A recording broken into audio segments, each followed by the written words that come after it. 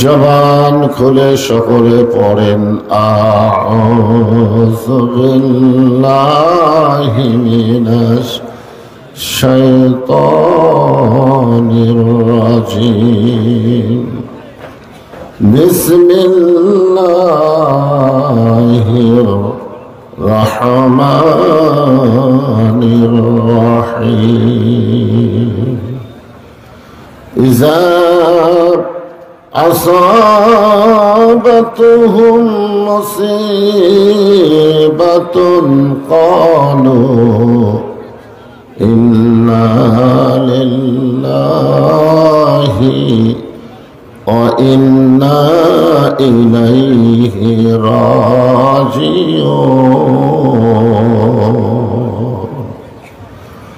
أولئك عليهم صلوات من ربهم ورحمة أولئك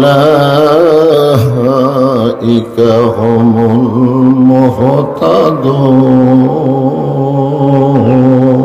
المهتدون إن الله وملائكته يصلون على النبي يا أيها الذين آمنوا صلوا عليه وسلموا تسليما اللهم صل على محمد وعلى آل محمد إنك حميد مجيد اللهم بارك على محمد وعلى آل محمد كما باركت على إبراهيم وعلى آل إبراهيم إنك حميد مجيد مشرق حب محمد شكر بولي صلى الله عليه وسلم مطلع دیوانی ما مطلع خورشید اشکاست سینه سجان ما بلغ العلا بکماله كشف الدجى بجماله حسنت جميع كفاله صلوا عليه وآله اللهم آمين জান্নাতের বাগান থেকে জান্নাতি মানুষদেরকে নিয়ে আমি গুনাহগার তোমার রহমতের দরজায় দুখানা হাত তুলেছি আল্লাহ হাসরের ময়দানে জব্বার আর কাহার নামে রূপ নিয়া তুমি যখন বিচার শুরু করবে তোমার সামনে দাঁড়ায়া সমস্ত নবীরা নাফসি নাফসি বলে কাঁদতে থাকবে এমন কঠিন অবস্থা হাসরে হবে সেদিন সমস্ত নবী তার উম্মতকে ভুলে যাবে শুধু বলবে আল্লাহ আমার কি হবে আমার কি হবে একমাত্র দরদি নবী শফাতের কান্ডারি ইয়া রাব্বি হাবলি উম্মতি বলে সেজদায় পড়ে যাও। সেই কঠিন মুসিবতের সময় আজকের মাহফিলকে ওসিলা করে আমাদের সবাইকে রাসূলের উম্মতের কাতারে আল্লাহ কবুল করে নিও।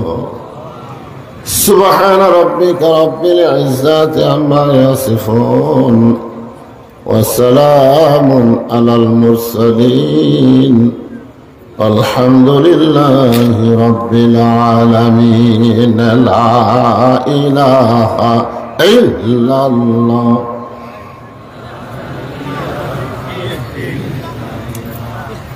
সকলে আল্লাহর মহব্বতে জবান খুলে জিকির করেন লা ইলাহা ইল্লাল্লাহ।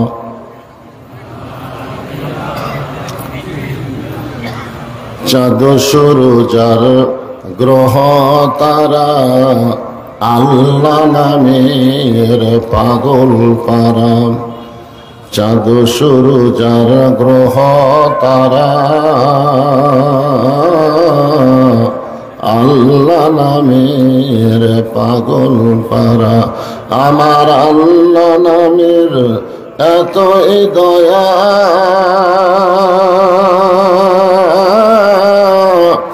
আল্লাহ নামের এতই মায়া, লুকিয়ে রাখছেন হে আল্লাহ জোরে লা ইলাহা ইল্লাল্লাহ।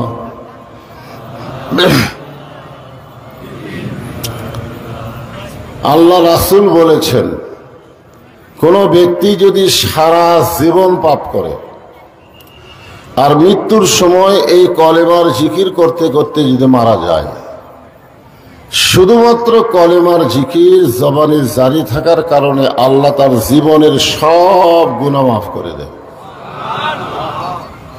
এই জন্য এই কলেমাকে বলা হয়েছে আফজালুল জিকির, লা ইলাহা ইল্লাল্লাহ, সবচাইতে উত্তম জিকির। এই জিকির করতে আমাদের কোনো আপত্তি আছে?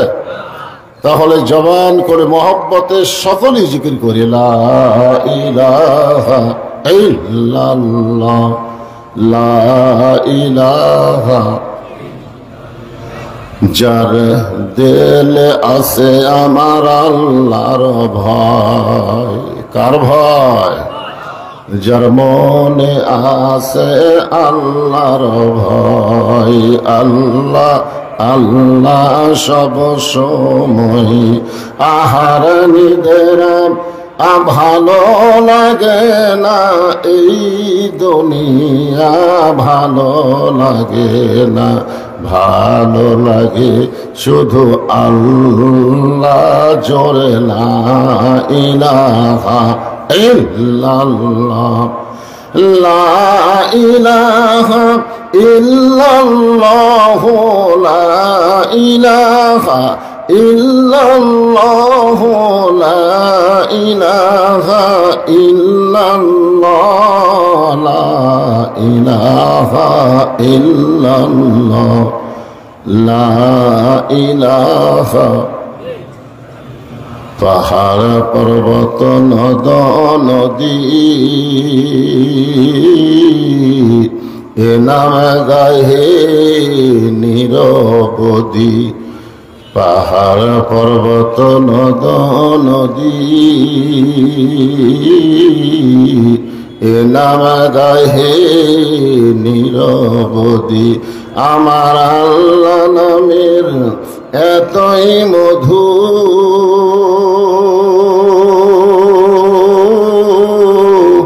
আল্লাহ নামের এতই জাদু, লুকিয়ে রাখছেন হে আল্লাহ জোরে লা ইলাহা ইল্লাল্লাহ, লা ইলাহা ইল্লাল্লাহ, লা ইলাহা ইল্লাল্লাহ, লা ইলাহা ইল্লাল্লাহ, লা ইলাহা ইল্লাল্লাহ, লা ইলাহা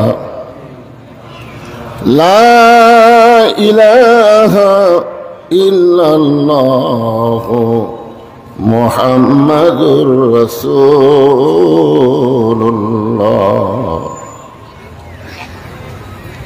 যুব সমাজের উদ্যোগে দ্বিতীয়তম বার্ষিক তাফসীরুল কোরআন এবং ওয়াজ মাহফিল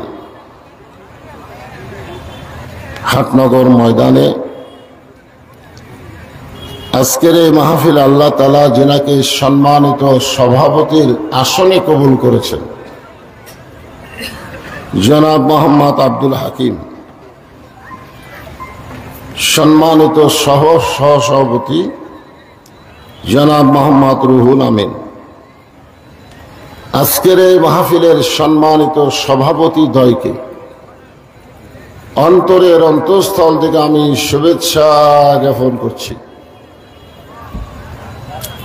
আজকের এই মাহফিলের সম্মানিত প্রধান অতিথি জনাব আলহাজ মোহাম্মদ আজহার আলী মন্ডল, উপজেলা পরিষদের সম্মানিত চেয়ারম্যান, সম্মানিত বিশেষ অতিথিবৃন্দ, সকলকেই অন্তরের অন্তঃস্থল থেকে আমি শুভেচ্ছা জ্ঞাপন করছি। আজকের এই মাহফিলে সম্মানিত ওলামায়ে কেরাম, আপনাদের মাঝে মাঝে যে সমস্ত আলেম ওলামা বসে আছেন, ইতিপূর্বে যেনারা মঞ্চে আলোচনা করেছেন, আলেম ওলামা সহ আজকের এই মাহফিলের বক্তাগণকে অন্তরের অন্তঃস্থল থেকে আমি শুভেচ্ছা জ্ঞাপন করছি। এই মুহূর্তে আমার সামনে যারা বসে আছেন, দিনের বেলায় নানা ধরনের কাজকাম করে শরীরটা ক্লান্ত হয়ে গেছে, এরপরেও আল্লাহ তাআলা আপনাদেরকে আজকের মাহফিলে উপস্থিত হওয়ার তৌফিক দান করেছেন। আমি আমার অন্তরের অন্তঃস্থল থেকে আপনাদেরকে শুভেচ্ছা জ্ঞাপন করছি। সম্মানিত মা বোনেরা, পর্দার অন্তরালে বসে বসে যারা আলোচনা শুনতেছেন, তাদেরকেও শ্রদ্ধা জ্ঞাপন করে এই মুহূর্তে জানতে চাচ্ছি আপনারা সকলে কেমন আছেন? আলহামদুলিল্লাহ রাব্বিল আলামিন। যে আল্লাহ শারীরিক সুস্থতা দান করে মানসিক প্রশান্তি লাভের জন্য আজকের এই কোরআন কারিমের মাহফিলে কবুল করলেন, আমরা সে আল্লাহর উপর খুশি না বেজার? তাহলে জবান খুলে সমস্বরে সকলে বলবো, রব্বানা লাকাল হামদ হামদান কাসীরান তাইয়িবান মুবারাকান ফীহি। আমরা প্রশংসা করলাম কার? কেন করলাম? এমনি এমনি? আল্লাহর প্রশংসা করার পিছনে এক নম্বর কারণ হলো যে আমরা যখন আল্লাহর প্রশংসা করি, আল্লাহ তখন এত খুশি হয়, যে সমস্ত বান্দা আল্লাহর প্রশংসা করলো, আল্লাহ আসমান এবং জমিনের ফাঁকা জায়গাটা নেকি দিয়ে পরিপূর্ণ করে দেয়। এই যে আপনারা সুবহানাল্লাহ শব্দটা উচ্চারণ করলেন, এই সুবহানাল্লাহ বলার সঙ্গে সঙ্গে আপনি বসে আছেন হাটনগর মাহফিলে, আর আপনার নামে আল্লাহ জান্নাতের বাগানে একটা গাছ রোপণ করে দিয়েছে। যতবার সুবহানাল্লাহ বলবেন ততবার একটা করে গাছ হবে। সেই গাছ বাংলাদেশের ইউক্যালিপটাসের গাছ না, সেই গাছটা হলো এমন একটা ফলবান বৃক্ষের গাছ, যার ছায়া অতিক্রম করতে একটা তাজা ঘোড়া দৌড় দিলে 500 বছর লাগবে। এ কথা শোনার পরেও যারা সুবহানাল্লাহ বললেন না, আপনারা কি ঠকলেন না জিতলেন? ঠকলেন না? হ্যাঁ। বিশ্বাসে মিলাই বস্তু তর্কে বহুদূর। আমরা অনেক সময় তর্ক করি যে এত বড় বড় গাছ যদি আল্লাহ সুবহানাল্লাহর বিনিময়ে লাগাই দেয় তাহলে জান্নাত কত বড়, এরকম অনেকে তর্ক করে। অনেকে বলে সারা জীবন পাপ করি আর সুবহানাল্লাহ বললি জান্নাতে গাছ হবে। আল্লাহ রাসূল বলেছেন কোন ব্যক্তি যত বড়ই পাপী হোক না কেন, তার জবান থেকে 3টা তাসবিহ যদি রহরহ প্রকাশ পায়, আল্লাহ রাসূল বলেছেন পাপী হওয়ার পরেও সে বেগুনাহ মাসুম হয়ে দুনিয়া থেকে বিদায় নেয়। 3টা তাসবিহ, এখন কয়টা? একটা হলো সুবহানাল্লাহ, একটা হলো আলহামদুলিল্লাহ, আর একটা হলো আল্লাহু আকবার। আপনারা বলেন তো আমরা যত বড়ই পাপী হই আমাদের পাপের চাইতে আল্লাহর দয়া কম না বেশি? তো আল্লাহ যদি আমাদেরকে মাফ করে জান্নাত দেয় আমাদের কোনো আপত্তি আছে? এই জন্য সুবহানাল্লাহ বলতে কোনো কৃপণতা করা যাবে না। আমরা আল্লাহর প্রশংসা করব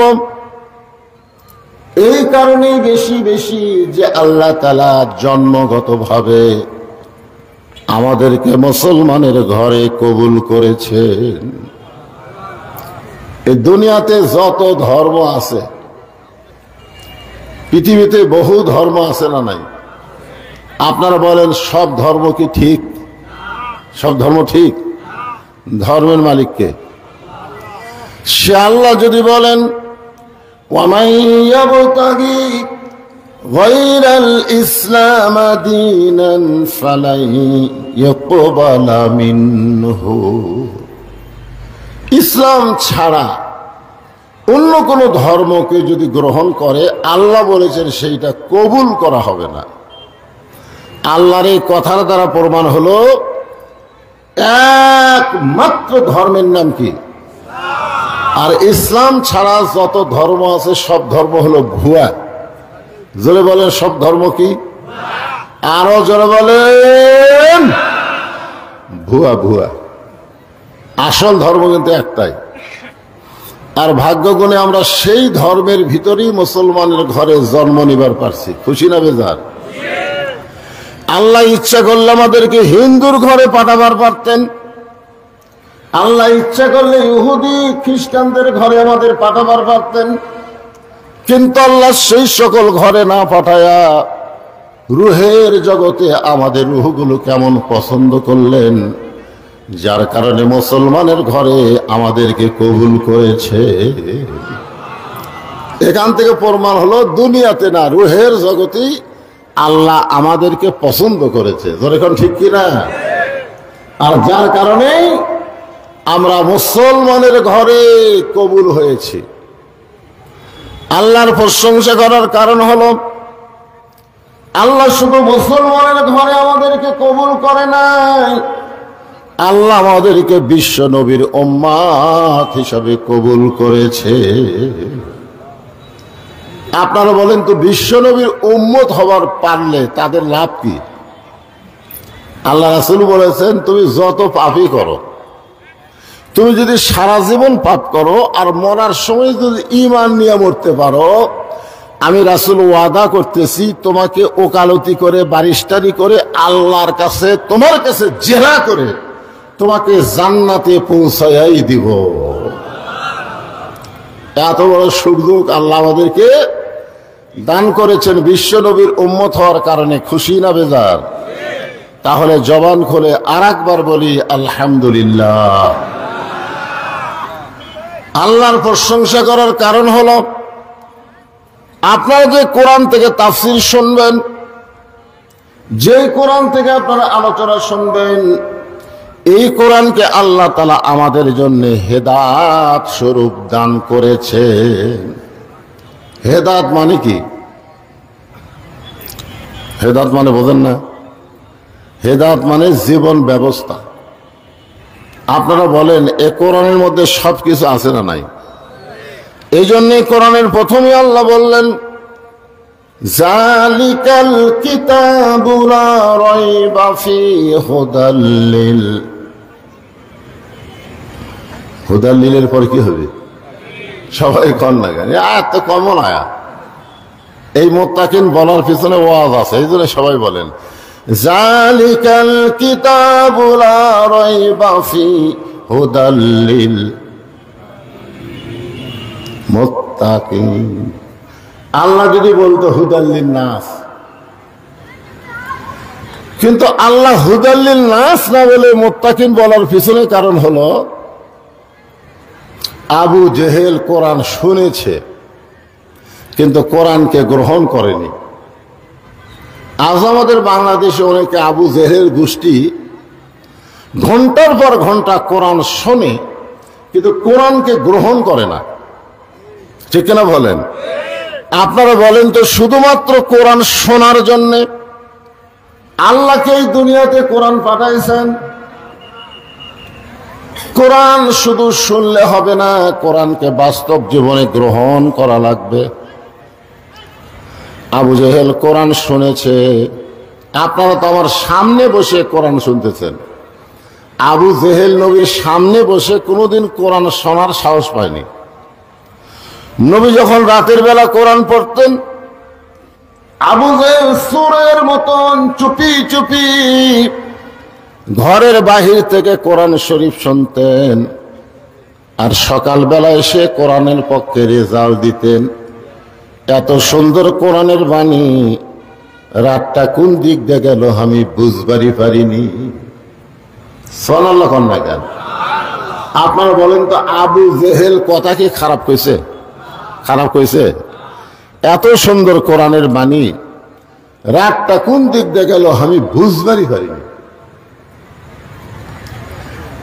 আবু সুফিয়ান বলেন, এটা যেই কোরআন শুনতে রাত কোন দিক দিয়ে গেল বোঝা যায় না, সেই কোরআনকে যদি আমরা গ্রহণ করি তাহলে অসুবিধা কোন জায়গায়? শুনতেই যদি এত ভালো লাগে, সে কোরআনকে ধরলে অসুবিধা কোন জায়গায়? কথাটার মধ্যে গুরুত্ব আছে না নাই? শুনতে রাত কোন দিক দিয়ে গেল বোঝা যায় না, সেই কোরআনকে গ্রহণ করলে আমাদের অসুবিধা কোন জায়গায়? আবু জেহেল বলে, আবু সুফিয়ান, কোরআনকে যদি গ্রহণ করি তাহলে তোর আমার নেতৃত্ব চলবে না, আসল নেতা হয়ে যাবে আব্দুল্লাহ এতিম পোলা। কারণ কোরআনকে গ্রহণ করলে বাংলাদেশে কোনো ভুয়া নেতা থাকবে? আমাদের বাংলাদেশের যে নেতাগুলো আছে এরা কি আসল নেতা না ভুয়া নেতা? আরো জোরে বলেন, কি জোরসে বলেন? ভুয়া। ভুয়া ভুয়া একটা শব্দ বাংলাদেশে ভাইরাল হয়ে গেছে, ভুয়া। আমাদের বগুড়ার হিরো আলম যখন 21-এর বই মেলায় গেছিল, তখন ওই 21-এ বই মেলার ছেলেরা তাকে বলছে ভুয়া ভুয়া ভুয়া ভুয়া। কি বলছে? ভুয়া ভুয়া। আবার যখন মোস্তাক আহমদ তার একটা চিংড়ি বউকে নিয়ে গেল, মোস্তাক আহমদের নাম শুনছেন? বুড়া, ওই বিয়ে করছে একটা চিংড়ি, 7-5 পাশের একটা মেয়েকে বিয়ে করছে।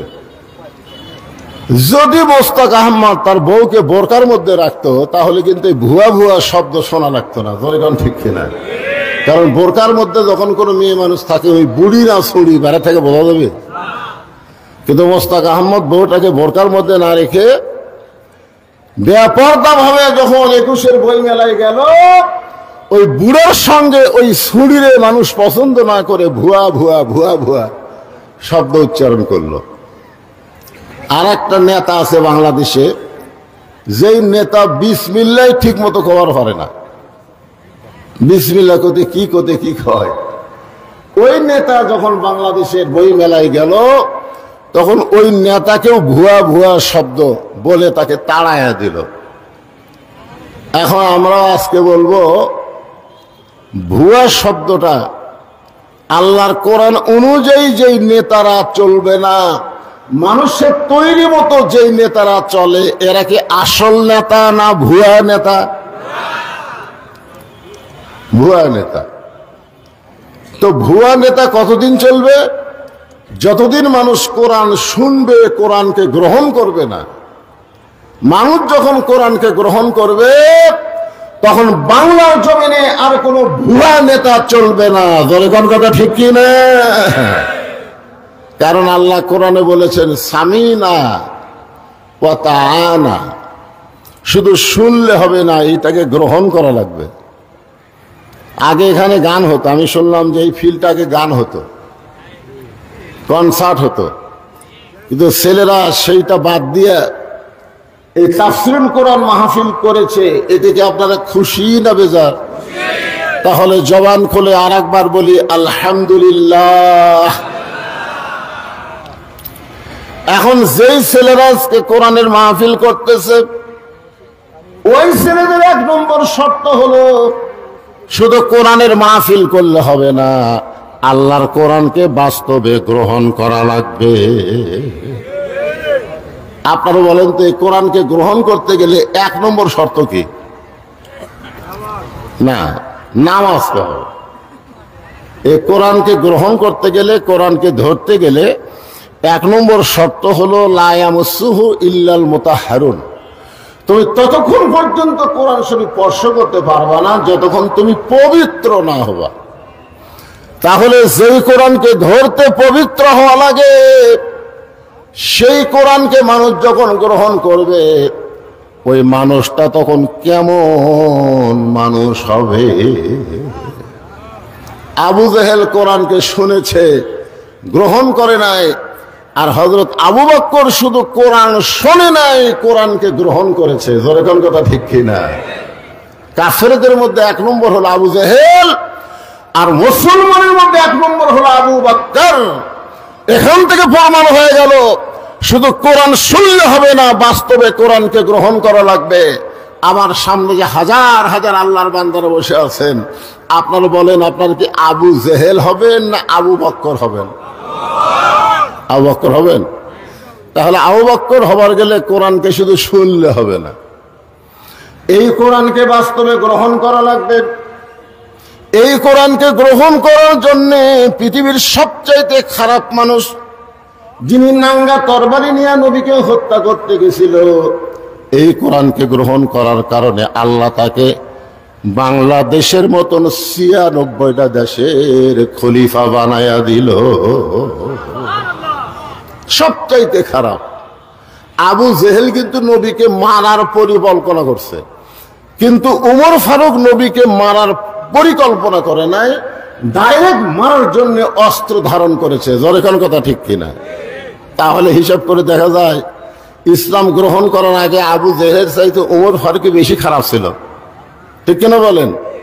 কিন্তু আবু জেহেল শুধু কোরআন শুনেছে বলে আবু জেহেলই থাকছে, কিন্তু উমর ফারুক নবীকে হত্যা করার পরিকল্পনা করার পরেও শুধু কোরআনকে গ্রহণ করার কারণে আল্লাহ তাকে অর্ধ পৃথিবীর খলিফা বানায়া দিছে।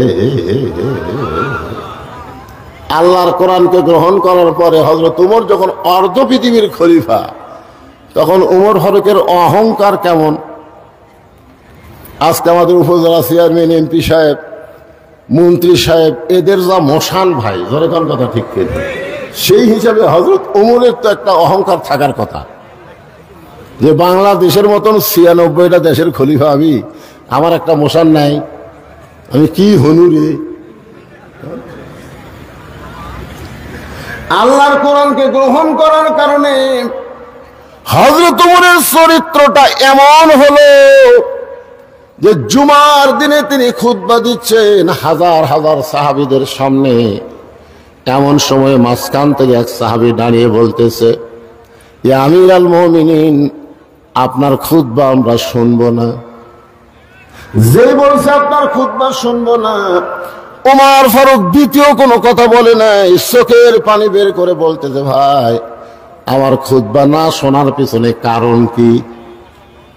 এখনকার কোন এমপি যদি মঞ্চে ভাষণ দিবার আসে, আর কোন লোক যদি দাঁড়িয়ে বলে, এমপি সাহেব আপনার ভাষণ আমরা শুনবো না, কারণ ভোটের আগে আপনি যেভাবে মানুষের কাছে আসেন, ভোটের পরে আর আপনার চোপা দেখা যায় না, এরকম কথা যদি কেউ কয়, আপনি বলেন তো এমপি কিছু বলার আগে এমপির চামচা ওকে সাইজ করবে। ঠিক কিনা? আর উমর ফারুককে যখন বলতেছে আপনার খুতবা আমরা শুনবো না। ওমর ফারুক চোখের পানি বের করে বললেন, আমার অপরাধ কি? বলে, আপনার অপরাধ হলো আমাদেরকে খাটো পাঞ্জাবি দিয়া আপনি লম্বা জুব্বা পরে খুতবা দিচ্ছেন। আমাদেরকে খাটো পাঞ্জাবি দিয়ে আপনি লম্বা জুব্বা পরে খুতবা দিবেন। যতক্ষণ লম্বা জুব্বার কাহিনী না বলবেন ততক্ষণ আমরা আপনার খুতবা শুনব না। বাংলাদেশের টাকা কি কানাডাত পাচার করছে নাকি? বাংলাদেশের টাকা কি কানাডাত গেছে? কানাডাত এখন বেগম পাড়া হচ্ছে, যখন কি পাড়ায়? আমাদের বাংলাদেশের অনেক সম্পদ অনেক নেতারা বিদেশে পাঠায় দিছে, আর হযরত ওমর কোন সম্পদ পাচার করে নাই, খালি জুব্বাটা লম্বা হচ্ছে। তাতেই বলতেছে ভাষণ মন্দ। আগে বলে লম্বা জুব্বা হওয়ার কারণ কি? ওমর ফারুক যখন ছোট বাচ্চার মতন কান্দে, এমন সময় আব্দুল্লাহ ইবনে ওমর 6 লক্ষ হাদিসের হাফেজ, 30 পারা কোরআনের হাফেজ, ধরে কারণ সুবহানাল্লাহ। ওমর ফারুকের সন্তানের যোগ্যতা কি? 6 লক্ষ হাদিসের হাফেজ, 30 পারা কোরআনের হাফেজ। তাহলে এত বড় নেতার সন্তান কোন লাইনে লেখাপড়া করছে? এই কথা কন না কেন? কোন লাইনে পড়ছে? আর হামাকের নেতার ছেলেরা, হ্যাঁ, 6 লক্ষ হাদিসের হাফেজ, 30 পারা কোরআনের হাফেজ। বাবার পাশে দাঁড়ায় বলতেছে, রে নবীর সাহাবীরা, তোমরা খাটো পাঞ্জাবি হলেও তো নতুন কাপড় পরে নামাজ পড়তে এসেছ। আমার পরনে দেখো, আমার পরনে নতুন কোনো কাপড় নাই। ওসমান গনি বলে, আব্দুল্লাহ, আজকে জুমার দিনে নতুন কাপড় না পরে তুমি পুরাতন কাপড় পরলে কেন? আব্দুল্লাহ বলতেছে, আমি যদি নতুন কাপড় পরে নামাজ পড়তে আসতাম তাহলে আমার বাবার জুব্বা লম্বা হতো না। আমি যদি নতুন কাপড় পরে নামাজ পড়তে আসতাম তাহলে আমার বাবার জুব্বা কি হতো না? দুনিয়ার সবাই যখন ঘুমায়, তোমরাও যখন ঘুমাও রে নবীর সাহাবীরা, আমার বাবা যেদিন থেকে খেলাফতের দায়িত্ব পাইছে সেদিন থেকে আমার বাবা আর ঘুমাই না। যখন এমপি বানানো হয়, মন্ত্রী বানানো হয়, তখন সে জনগণের খাদেম হয়, তার ঘুমানোর কোনো সময় থাকবে না, জনগণের খেদমত করার টেনশনে। যেরকম কথা ঠিক কিনা? আব্দুল্লাহ বলতেছে, একদিন গভীর রাত্রে চেতন পাইয়া আমি দেখলাম আমার মা দরজার পাশে দাঁড়িয়ে আছে। আমি মাকে বললাম, মা, আপনি দরজার পাশে দাঁড়িয়ে আছেন, আপনি কি ঘুমাবেন না? আমার মা বলে, আব্দুল্লাহ রে, তোর বাবা বাড়ি থেকে বের হয়ে গেছে। তোর বাবা বাড়ি থেকে বের হয়ে গেছে মানুষের দুঃখ কষ্ট দেখার জন্যে। তোর বাবা যতক্ষণ বাড়িতে না আসবে আমি তোর মা ততক্ষণ ঘুমাতে পারবো না। রাতের বেলা মানুষের দুঃখ কষ্ট দেখে অর্ধ পৃথিবীর খলিফা। হঠাৎ দেখতে পাই মরুভূমির মধ্যে কে যেন তাঁবু টাঙ্গাইছে। তাঁবুর মধ্যে 2টা বাচ্চা মা মা বলে কাঁদতেছে, আর মা বলতেছে, গোস্ত সিদ্ধ হলেই তোমাদেরকে খাবার দিব। ওমর ফারুক চমকে গেলেন। মদিনার জমিতে তাঁবু টাঙ্গাইছে, এটা কোন মহিলা? আর বাচ্চা দুটা খাবার জন্য কান্দে। এখন পর্যন্ত মার গোস্ত সিদ্ধ হয় না। দম্বার গোস্ত হলে বড় জোর 8 ঘন্টা লাগবে, উটের গোস্ত হলে বড় জোর 1 ঘন্টা লাগবে। এত গভীর রাত হয়ে গেল, এখন পর্যন্ত সিদ্ধ হয় না। ওমর ফারুক তাঁবুর নিকটে গিয়ে লোকমা দিয়ে বললেন, মা, তুমি কেমন মা? তোমার কলিজাত কি দয়া নাই? তোমার সন্তানগুলো ক্ষুধার জ্বালায় কান্দে, আর এখনো পর্যন্ত তোমার গোস্ত সিদ্ধ হয় না। মেয়েটা বলে, পথিক রে, বর্তমানে যেই বিপদে পড়েছি আমার আল্লাহ আমার খোঁজ নেয় না। মানে একটু বিরক্ত হয়ে গেছে। দরকার কি হয়ে গেছে? বর্তমানে আমি যেই পজিশনে পড়েছি আমার আল্লাহ আমার খোঁজ নেয় না। উমর ফারুক বলে, মা, তুমি কি বলতে চাও? মেয়েটা বলতেছে, আমার বাড়ি হলো ইয়ামিন দেশে। আমি গতকাল বিকাল বেলা উমর ফারুকের দরবারে যাবার চাইছিলাম, কিন্তু এত মানুষের ভিড় আমি ওমরের দরবারে যাবার পারি নাই। আমি মনে মনে সিদ্ধান্ত নিয়েছি আজকে রাত কোনো মতে কাটাইয়া দিয়া আগামীকাল সকালবেলায় উমরের দরবারে যাব। কিন্তু আমার দুইটা সন্তানের পেটে এত খিদা লাগছে, ওরা খালি বারবার খাবার জন্য কান্দে। আমি ওদের সান্ত্বনা দেওয়ার জন্য পাতিলের মধ্যে পানি আর পাথর দিয়ে নিচে আগুন লাগাইয়া বলতেছি, গোস্ত সিদ্ধ হলি তোমাদের খাবার দেব।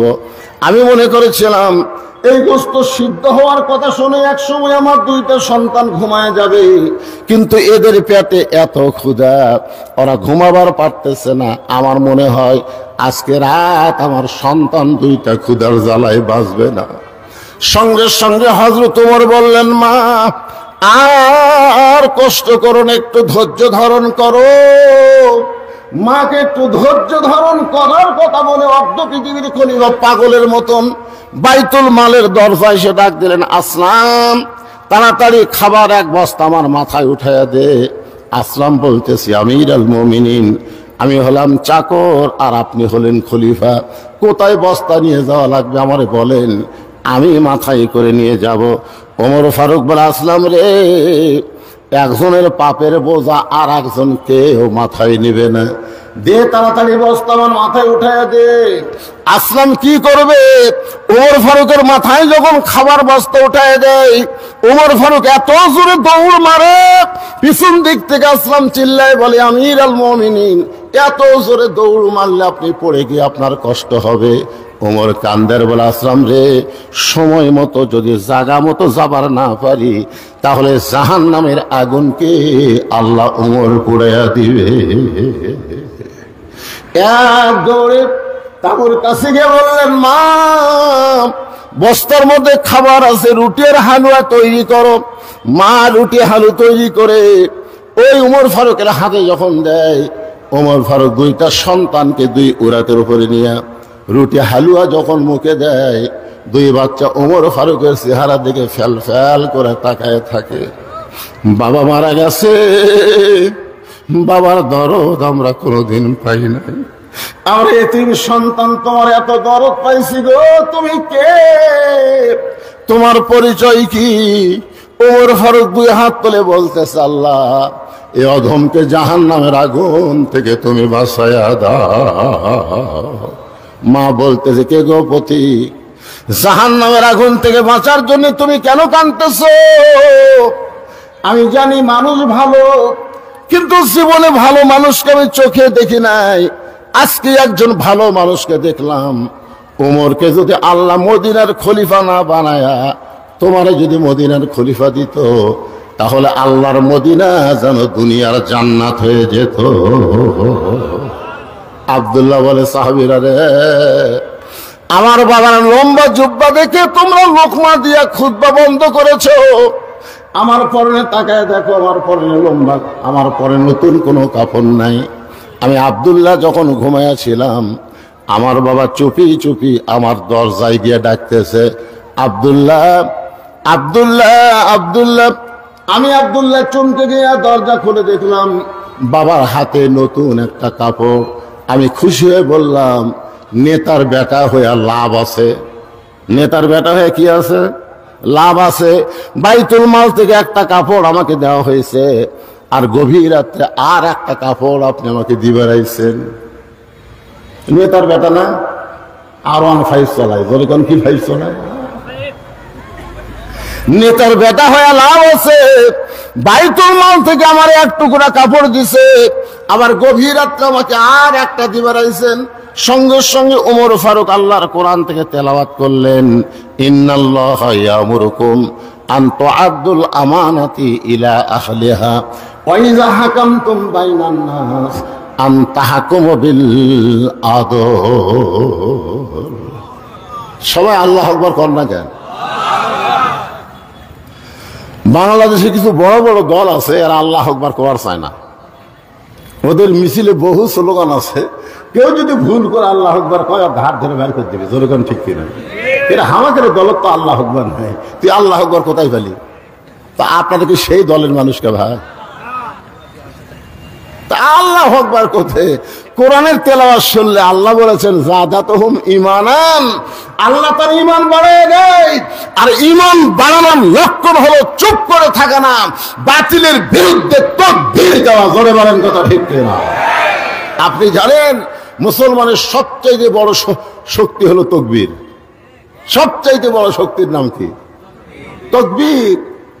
তাকবীর দিলে আল্লাহ খুশি হয়, শয়তান বাতাস ছাড়তে ছাড়তে পালায় যায়। এতগুলো মানুষ একটা গলা থাকারে দেখে তাকবীর দেন তো দেখি। আল্লাহ যাই তাকবীর দিবে না, মরার আগে তার জবান বন্ধ হয়ে যায়। আল্লাহ লিল্লাহি তাকবীর। ওমর ফারুক আব্দুল্লাহর সামনে যে আয়াতটা তেলাওয়াত করলেন, এই আয়াতের বাংলা অর্থ বোঝেন? বোঝেন নাই? আমি বুঝানোর জন্য বলতেছি, 6 বছর ধরে আম বাগানের চাষ করছে। কয় বছর? জ্যৈষ্ঠী মাসে দেখতে গেছে আম পাকছে কিনা। যা দেখে গাছের ডালে বসে ছোট্ট একটা বাচ্চা আম পাকতেছে আর ব্যাগের মধ্যে তুলতেছে। বাগানের মালিক রাগ করে কয়, আমি খাইনি, আমার পরিবারের কেউ খাই নাই, আর তুই আমার গাছে চলে আম পাড়তেছিস, তোর বাপকে গিয়ে বিচার দেবো রে। ফিরে খালি মুসকি মুসকি হাসে। বাগানের মালিক বলে, হাসিস কেন রে? তোর বাপক যা বিচার দেবো। ছেলে বলতেছে, আমার বাপক কোথায় খুঁজবার যাবেন, আমার বাবাও আর এক গাছে চড়ছে। বাগানের মালিক তাকায় দেখে ওর বাপ খালি আম পাড়ের বস্তা ভরায়, গাছের নিচে বসে কান্দের বলে, আল্লাহ বিচার দেব কার কাছে? বেটাও চোর, বাপও চোর। আজকে আমাদের বাংলাদেশের অবস্থা হয়েছে তাই, আলেমদের বিচার হয়, জালেমদের কোনো বিচার হয় না। বিচারের নামে প্রহসন চলতেছে। হায় হায়, কোনো দোষ নাই, ডান্ডা বাড়ি লাগে আলেম কোর্টে হাজির করে, মনে হয় মার্ডার করছে, মানুষ খুন করছে। হ্যাঁ, একটু মনোযোগ দিয়ে শুনবেন। ওমর ফারুক বলেন, আব্দুল্লাহ, এই জামাটা আমার ভাগে পড়ছে বাজান, এই জামা পরে আমি আগামীকাল খুতবা কেমনে দিব? এত ছোট জামাই কি খুতবা দেওয়া যায়? তোর কাপড়টা আমাকে দান করে দে। তোর কাপড় আমার কাপড় একত্র করে আমি একটা লম্বা জুব্বা বানায় খুতবা দিবার চাই। আব্দুল্লাহ বলতেছে, গভীর রাত্রে আমার কাপড়টুকু আমার বাবাকে দান করার পর আমার কাপড় আর বাবার কাপড় একত্র করে বাবা লম্বা জুব্বা বানায় খুতবা দেয়। এখন বলো খুতবা শোনা যায় কি না যায়? সমস্ত মুসলমান চিল্লায় বলতেছে, আল্লাহর কোরআনকে গ্রহণ করলে আর কোরআন অনুযায়ী যদি রাষ্ট্র চলে, এমন নেতাই জনগণ দেখতার পায়। আজকে আমাদের বাংলাদেশে আল্লাহর কোরআন খালি ওয়াজের মধ্যে আছে, সমাজের মধ্যে কোরআন না থাকার কারণে আজকে আমরা ভালো নেতা চোখে দেখতে পাচ্ছি না। যখন কথা ঠিক কিনা? আপনারা কি মনে করছেন এই কোরআনকে খালি শোনার জন্য? আল্লাহ বলেছেন, সামিনা অতানা। হযরত ওমর আল্লাহর কোরআনকে গ্রহণ করার পরে তিনি কেমন একজন মহামানব হলেন, তার জীবনের সামান্য একটা অংশ আপনাদের শোনাই। ছদ্মবেশে মদিনার অলি গলি ঘুরতেছেন, হঠাৎ হযরত ওমর দেখতে পায় দুই পাহাড়ের মাঝখানে একটা গিরিপথ। ওই গিরিপথের মধ্যে সুন্দরী একটা মেয়ে ধীর গতিতে হেঁটে হেঁটে চলতেছে। মেয়েটার সামনেও কোনো মানুষ নাই, পিছনেও কোনো মানুষ নাই। ওমর ফারুক বললেন, আল্লাহ তোমার দুনিয়াতে এত সুন্দরী একটা মেয়ে। সুবহানাল্লাহ কন্যা। ওমর ফারুক বললেন, আল্লাহ তোমার দুনিয়ায় এত সুন্দরী একটা মেয়ে। অনেক যুবক চিন্তা করতেছে, ওমর ফারুক মেয়েটার চেহারা দেখে সুন্দরী বলতেছে, কোরআন দিয়ে যখন দেশ চলবে তখন মেয়েদার চেহারা দেখে সুন্দরী বলবে না, মেয়েদার আপাদ মস্তক আল্লাহর আইন পর্দা যদি থাকে তাকেই আল্লাহর ইসলাম সুন্দরী বলবে। আপনাদের কাছে, যুবকদের কাছে আমার একটা প্রশ্ন হলো, তোমরা একটু বুঝাশোনা বলবা। আমি যে বলবো পর্দানিশী নারী যারা, তোমরা বলবা বিশ্ব সুন্দরী তারা। বলতে পারবো না? আজকে আমাদের যুবকদের চরিত্র নষ্ট করার পিছনে পরিমণির মতন কিছু বেহায়া নারী আছে। একটা নারী ইচ্ছা করলে গোটা বাংলাদেশের যুবকের স্বপ্ন দোষ করে দেবে। স্বপ্ন দোষ। কি মনে করতেছে? আজকে আমাদের যুবকেরা ইন্ডিয়ান হারবাল খোঁজে, ইন্ডিয়ান হারবাল দেওয়ালা যা খোঁজে, চিকন কিভাবে মোটা হবে। হ্যাঁ, আমি যুবকদের বলি, কোন বেপরদা নারীকে তোমার অন্তরের জায়গা দিও না। কোন বেপরদা নারী কোন নারী না, ও পুরোপুরি বেশ্যা। জোরে বলেন কথা ঠিক না? এই জন্য সবাই স্লোগান দেবেন, আমার মায়েরা পর্দার অন্তর আছে না নাই? জোরে আছে না নাই? একটা সঠিক স্লোগান দিবেন। আমি যেই বলবো পর্দানিশী নারী যারা, আপনার বলবেন বিশ্ব সুন্দরী তারা। পর্দানিশী নারী যারা, আর যেই বলবো বেপরদা নারী যারা, আপনার বলবেন শিলা কলা তারা। বেপরদা নারী যারা, আচ্ছা একই গাছের কলা, এক গামলায় শোষাওয়ালা, এক গামলায় শিলা। আপনার বলেন তো টাকা দিয়ে কোনটা কিনবেন? কলালা বলতে তো ভাই একই গাছের ভাই, তুই কি কলা শিলা খাস না? শিলাই তো খাই, তাকে থেকে শিলা আছে এখানে লিবু আর খাবো। তখন খরিদ্দার বলতেছে ভাই তুই হক পাগলা ভাবছো, আমি খাওয়ার আগেও খাসে। কলালা বলতেছে আল্লাহর শপথ কেউ খায়নি। ধুলা খাসে, মশা খাসে, মাছি খাসে, এটা কি আর খাওয়ার উপযুক্ত আছে? বেপরদা নারী যারা, ব্রয়লার মুরগি তারা। জোরে বলেন কথা ঠিক কিনা? সমাজের মধ্যে সবচাইতে খারাপ হলো বেপরদা নারী, আমাদের যুবকদের চরিত্র নষ্ট করতেছে। ওমর ফারুক যে মেয়েটাকে দেখলেন পর্দানিশী সুন্দরী, মেয়েটার নিকটে গিয়ে বললেন, মা এই দুই পাহাড়ের মাঝখানে তুমি ঘুরতেছো একা একা, তোমার সামনেও কোনো মানুষ নাই, পিছনেও কোনো মানুষ নাই, তোমার অন্তরে কি ভয় ডর লাগতেছে না? সঙ্গে সঙ্গে মেয়েটা বলে, পথিক তুমি কি হযরত উমরকে চেনো? সুবহানাল্লাহ কবেন না? মেয়েটা কাকে বলতেছে? হযরত উমরকে বলতেছে। পথিক তুমি কি হযরত উমরকে চেনো? যেদিন উমর আল্লাহর আইন দিয়ে রাষ্ট্র চালায়, সেদিন থেকে পৃথিবীর এক প্রান্ত থেকে আর একটা প্রান্তে একটা মহিলা যাবে, ওই মহিলার কলিজায় কেবলমাত্র একমাত্র ভয় থাকবে কার? ইন্নামাল মুমিনুনা আল্লাযীনা ইযা যুকিরাল্লাহু ওয়াজিলাত কুলুবুহুম ওয়া ইযা তুলিয়াত আলাইহিম আয়াতুহু যাদাতুহুম ঈমানাও ওয়া আলা রাব্বিহিম ইয়াতাওয়াক্কালুন। সেদিন ষোড়শী নির্জন পথে যাবে, কোন জন কটু কথা কবে না।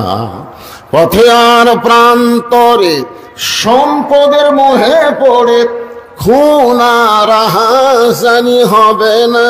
সবাই বলেন যদি মেনে চলি কোরআন, জবান খুলে বলেন যদি মেনে চলি কোরআন আর রাসূলের বিধান, সকলেই শান্তিতে থাকবে বাংলার আকাশে, কলেমার পতাকা যেদিন দুলবে।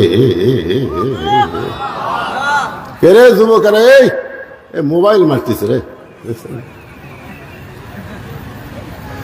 হেরা যা হচ্ছে ভাই, এরকম বসবার গেলে ওরা সরে যায়। স্বয়ং জিবরাইল এসেও যদি ওয়াজ করে, এই যুবকগুলোকে ভালো করা যাবে না, কারণ বর্তমান যুবকদেরকে ওয়াজ দিয়ে ভালো করা যাবে না। যুবকদেরকে ভালো করতে গেলে আল্লাহর কোরআনের সমাজ লাগবে। জোরে কোন কথা ঠিক কিনা? আল্লাহ কোরআনে বলেছেন, ওয়ানুনাজ্জিলু মিনাল কুরআনি মা হুয়া শিফাউ ওয়া রাহমাতুল লিল মুমিনিন। এই আয়াতের বাংলা অর্থ কি? আমি যে আয়াতে করিম না, এর বাংলা একটা অর্থ নাই। এর বাংলা অর্থ হলো সবাই গলা খাকারে দেন। আমি যেই বলবো সব সমস্যার সমাধান, আপনার বলবেন দিতে পারে আল কোরআন, বলতে পারবেন না হয়ে যান। সব সমস্যার সমাধান আজকে বর্তমান প্রধানমন্ত্রী 564টা মসজিদ বানাচ্ছে। একজন নেতা আমাকে বলতে, হুজুর গোটা বাংলাদেশের, গোটা পৃথিবীর কোন প্রধানমন্ত্রী এত মসজিদ বানায়নি যেটা আমাদের বাংলাদেশের প্রধানমন্ত্রী বানাইছে। আপনি প্রধানমন্ত্রীর পক্ষে একটা কথাও বলেন না কেন? আমি তখন বললাম, প্রধানমন্ত্রী 564 মসজিদ কেন, 5 লক্ষ মসজিদ বানায়াও কোনো লাভ হবে না যতক্ষণ পর্যন্ত নামাজ কায়েমের আইন তৈরি না করবে। জোরে কোন কথা ঠিক না? আজকে যদি নামাজ কায়েমের আইন তৈরি হয়, ওই যুবকগুলা ঘুরঘুর করবি, ঘুরঘুর করবি। কারণ একমাত্র নামাজই পারে ইন্নাস সালাতা তানহানিল ফাহশাই ওয়াল মুনকার, একমাত্র নামাজই পারে মানুষকে যাবতীয় খারাপি থেকে বাঁচায় দিতে। আমাদের যুবকেরা যদি 5 ওয়াক্ত নামাজ পড়ে, ও জীবনে আর্জেন্টিনার পতাকা টাঙ্গাবে না, ও জীবনে ব্রাজিলের পতাকা টাঙ্গাবে না, ও কোনোদিন দরজা জানলা বন্ধ করে খারাপ ভিডিও দেখবে না। ওর ঈমান বলবে, কেউ না দেখলো আমাকে আল্লাহ দেখতেছে। জোরে কোন কথা দেখতে। ও আজকে নামাজ কায়েমের আইন নেই, মসজিদ বানাতে হচ্ছে। সবাই খালি যায় আর দেখি মডেল মসজিদ রে, মসজিদ দেখার জন্যে। একটু মনোযোগ দিয়ে কথাগুলো শুনবেন। ওমর ফারুক বলতেছেন, মা এই নির্জন পথে তুমি ধীর গতিতে চলতেছো, তোমার চলার সাইজ দেখে আমার মনে হয় তোমার মধ্যে কোনো দুঃখ কাজ করতেছে। মেয়েটা বলতেছে, পথিক আমি আসলেই একজন দুঃখী নারী। 6 দিন হলে হযরত ওমরকে আমি খুঁজতেছি। জোরে বলেন, কয়দিন? 6 দিন হলে হযরত ওমরকে আমি খুঁজতেছি। ওমর ফারুক বলে, মা তুমি কি পাগলি হইছো নাকি? ওমর হলো অর্ধ পৃথিবীর খলিফা। ওমরকে যদি খুঁজবার চাও তাহলে বঙ্গভবনে যাও, রাষ্ট্রীয় ভবনে যাও, গণভবনে যাও, সংসদ ভবনে যাও। এইগুলা ভবনে না যায় তুমি 2 পাহাড়ের মাঝখানে ওমরকে খুঁজতেছো। ওমর কি উদ্দুম্বা নাকি? মেয়েটা বলে, পথিক রে তুমি জানো না, আল্লাহর কোরআন দিয়ে যখন রাষ্ট্র চলবে তখন নেতা খোঁজা লাগবে না, নেতারাই দুঃখী মানুষকে খুঁজে বেড়াবে। আপনারা বলেন তো, এই কোরআন দিয়ে যখন বাংলাদেশ চলবে তখন নেতা খোঁজা লাগবে? নেতারাই দুঃখী মানুষকে খুঁজবে। আর আমাদের বাংলাদেশের নেতারা ভোটের আগে খোঁজে, ভোট গেলে আর খোঁজে না। জোরে কোন কথা ঠিক কিনা? আমার এক নেতা রাস্তা দিয়ে গাড়ি নিয়ে যাচ্ছে, যাওয়ার সময় দেখে এক ফকির আসতেছে, তো ড্রাইভারকে বলতেছে ব্রেক কর। তো ড্রাইভার বলে, স্যার কেউ তো নাই। আরে ব্রেক কর। যে গাড়ি ব্রেক করছে, নেতা গাড়ি থেকে নামে ফকির সালাম দিচ্ছে, আসসালামু আলাইকুম চাচা, কেমন আছেন? ফকির খালি চারিদিকে তাকায়। নেতা বলে, কি দেখেন? বলে, তুমি কাকে সালাম দিলা বাবা? বলে, আপনাকে দিলাম, আমি ভিক্ষা করে খাই। ভোটের আগে আপনি নেতার চরিত্র রে, ভোটের আগে ফকিরও যাও দেয়, আর ভোট পাওয়া যখন এমপি নেতা হয়ে যায় তখন আর নেতার নাগাল পাওয়া যায় না। জোরে কোন কথা ঠিক কিনা?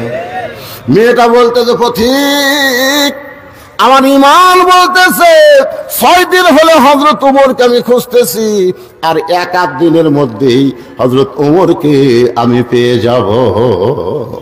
আপনারা বলেন তো, মেয়েটা ওমরকে পাইছে কি পাই নাই? ওমর ফারুক চোখের পানি বের করে বলে, মা তুমি যে ওমরকে খুঁজতেছো আমি হইলাম সেই ওমর। সঙ্গে সঙ্গে মেয়েটা বলতেছে, তাহলে আপনি চোরের মতন একা একা কেন ঘুরতেছেন? আপনার কি কোনো স্যামসা নাই? আপনি বাংলাদেশের মতন কয়টা দেশ, কথা কনা কয়টা, 96টা দেশের রাষ্ট্রপতি, আর আপনি একা একা চোরের মধ্যে ঘুরতেছেন। আপনার র্যাব নাই, আপনার পুলিশ নাই, আপনার স্যামসা নাই। আজকে আমাদের নেতারা যখন ঘরে দেখবেন আগে পুলিশের গাড়ি, পিছনে পুলিশের গাড়ি। জোরে কোন কথা ঠিক কিনা? আয় আয়, পুলিশ মনে হয় জনগণের না, পুলিশ হলো নেতার। তা আপনি অর্ধ পৃথিবীর খলিফা হইয়া একা একা ঘুরতেছেন, আপনার কি কোনো স্যামসা নেই? আপনার অন্তরে কি কোনো ভয় ডর নাই?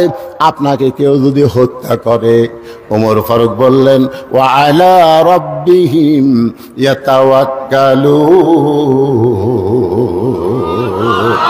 আমার স্যামসা লাগবে না, আমার বডিগার্ড লাগবে না, আমার আল্লাহ আমার হেফাজত করবে। ওমর ফারুক বললেন, মা এখন বলো তোমার দুঃখ কি? কি দুঃখে তুমি 6 দিন হলে আমাকে খুঁজতেছ? একটু মনোযোগ দাও, আপনাদের শোনা লাগবে।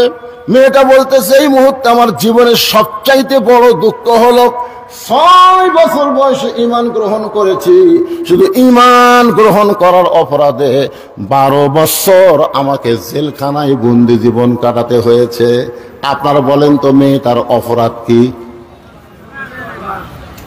চুরি করছে? আমির হামজার অপরাধ কি? মামুনুল হকের অপরাধ কি? আল্লামা সাইদ হুজুরের অপরাধ কি? এই বাংলার মুসলমান কথা কন না কেন? খালি কথা না বলার কারণে দিন দিন গোস্তের দাম বাড়তেছে। ধরে কোন কথা ঠিক কিনা? গত হাটে 620 টাকা দিয়ে নিয়ে গেছে। এখন জামাই আইছে, শাশুড়ি বলতেছে আজকে 2 কেজি নিয়ে আসো। ওই চিন্তা করছে 2 কেজির দাম হবে 1240, ওই 1300 টাকা নিয়ে যায়। 2 কেজি গোস্ত ব্যাগ টাকা 1300 দিছে। কষাই বলতেছে ভাই আরো 100। তবে কে রে ভাই, গত হাটে নিলাম 620। বুঝতেছেন না, দিন দিন দাম বাড়তেছে। মানুষ কথা কয় না, আমরা ইচ্ছা মতো দাম বাড়াই। মানুষ কিছুই কয় না। তখন ওই লোকটা আস্তে করে গোস্তের টোপলা থুয়ে চাকে দেখে কষাইয়ের কাছে দাও আছে, খস করে দাওটা লিছে। লিয়া যে খাইটা গোস্ত কাটে, ওই খাইটা মারছে লাঠি মারা ওর ঘাড়ের উপর দাও ধরে বলতেছে, এখন বল কত করে কেজি, বল কত করে কেজি। কষাই বলতেছে আপনি যা দিবেন তাই, আপনার কাছে কোনো দরদাম নেই। তার মানে বোঝা গেল অন্যায়ের বিরুদ্ধে মাঝে মধ্যে ঘাড়ের উপরে দাও ধরার দরকার আছে না? যেরকম আছে না, চোর চুরি করে নিয়ে যাচ্ছে আর উনি বলতেছে ইন্নাল্লাহ মা সাবিরিন, ইন্নাল্লাহ মা সাবিরিন, ধৈর্যশীলদের সঙ্গে আল্লাহ আছে। চোরের সাথে মারামারি করে কি হবি ভাই, ওই লিয়ে যাক পরে আমি আবার করবো রে। গোটা বাংলাদেশ চুরি করে সব পাচার হয়ে গেল, আর বাংলার জনগণ কোনো কথা বলে না। জোরে কোন কথা হেক্টের কথা বলে না। কোরআনের মাহফিলে এসে যদি আপনার ঈমান না জাগে, তো কোন জায়গায় গিয়ে জাগবে? কথা বলার দরকার আছে না নাই? জোরে করে আছে না নাই? একটু মনোযোগ দিয়ে শুনবেন। মেয়েটা বলতেছে আমার জীবনের সবচাইতে বড় দুঃখ হলো আমি 6 বছর বয়সে ঈমান গ্রহণ করছি। এটা আবার কি দিতে পারে? প্রধান অতিথি হিসেবে আইছে, তো প্রধান অতিথি আসার আগে এখন বলবেন না? প্রধান অতিথির আগমন, প্রধান অতিথির আগমন লিল্লাহি তাকবীর।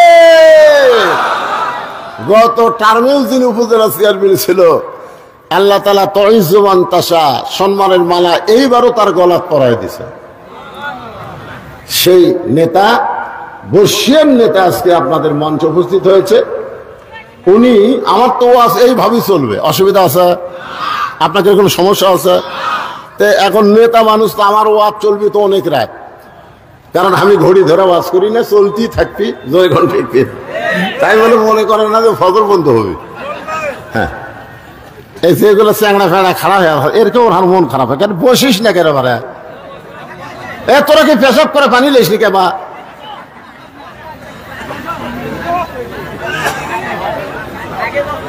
আমি ঘোষণা করতেছি, অনেক মাইক দেন।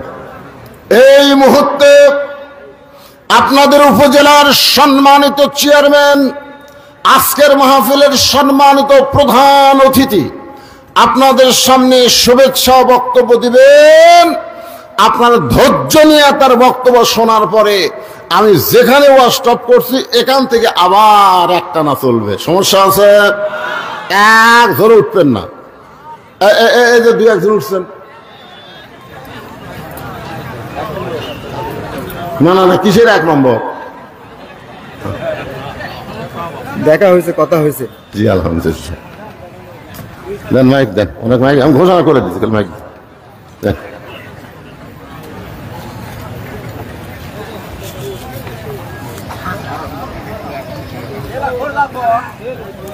জেলে ফোড়া পারবেন ভাই, এটা ফোড়া পারবেন? দেখেন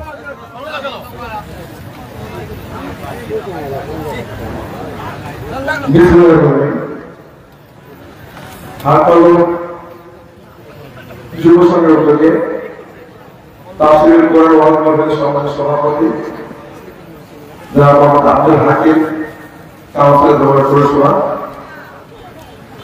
আজকের এই সভার প্রধান বক্তা হিসেবে উপস্থিত আছেন হযরত মুফতি মোহাম্মদ বজলুর রশিদ মিয়া, আরো অন্য বক্তাবৃন্দ, আমার সামনে বসল ধামরা উপজেলার বিভিন্ন প্রান্ত আগত ধর্মপ্রাণ মুসলমান।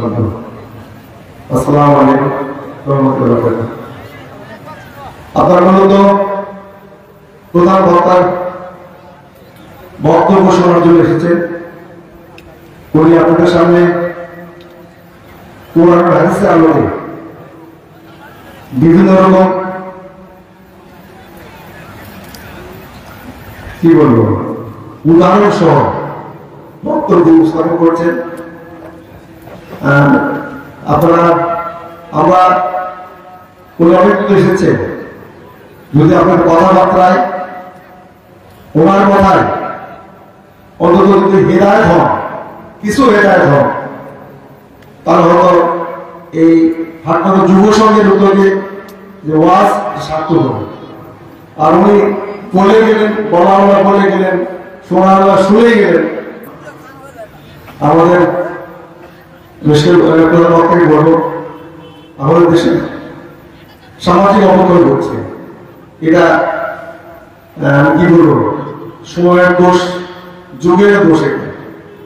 আমরা আমাদের ছোটবেলায় কি দেখলাম, আজকে কি দেখছি।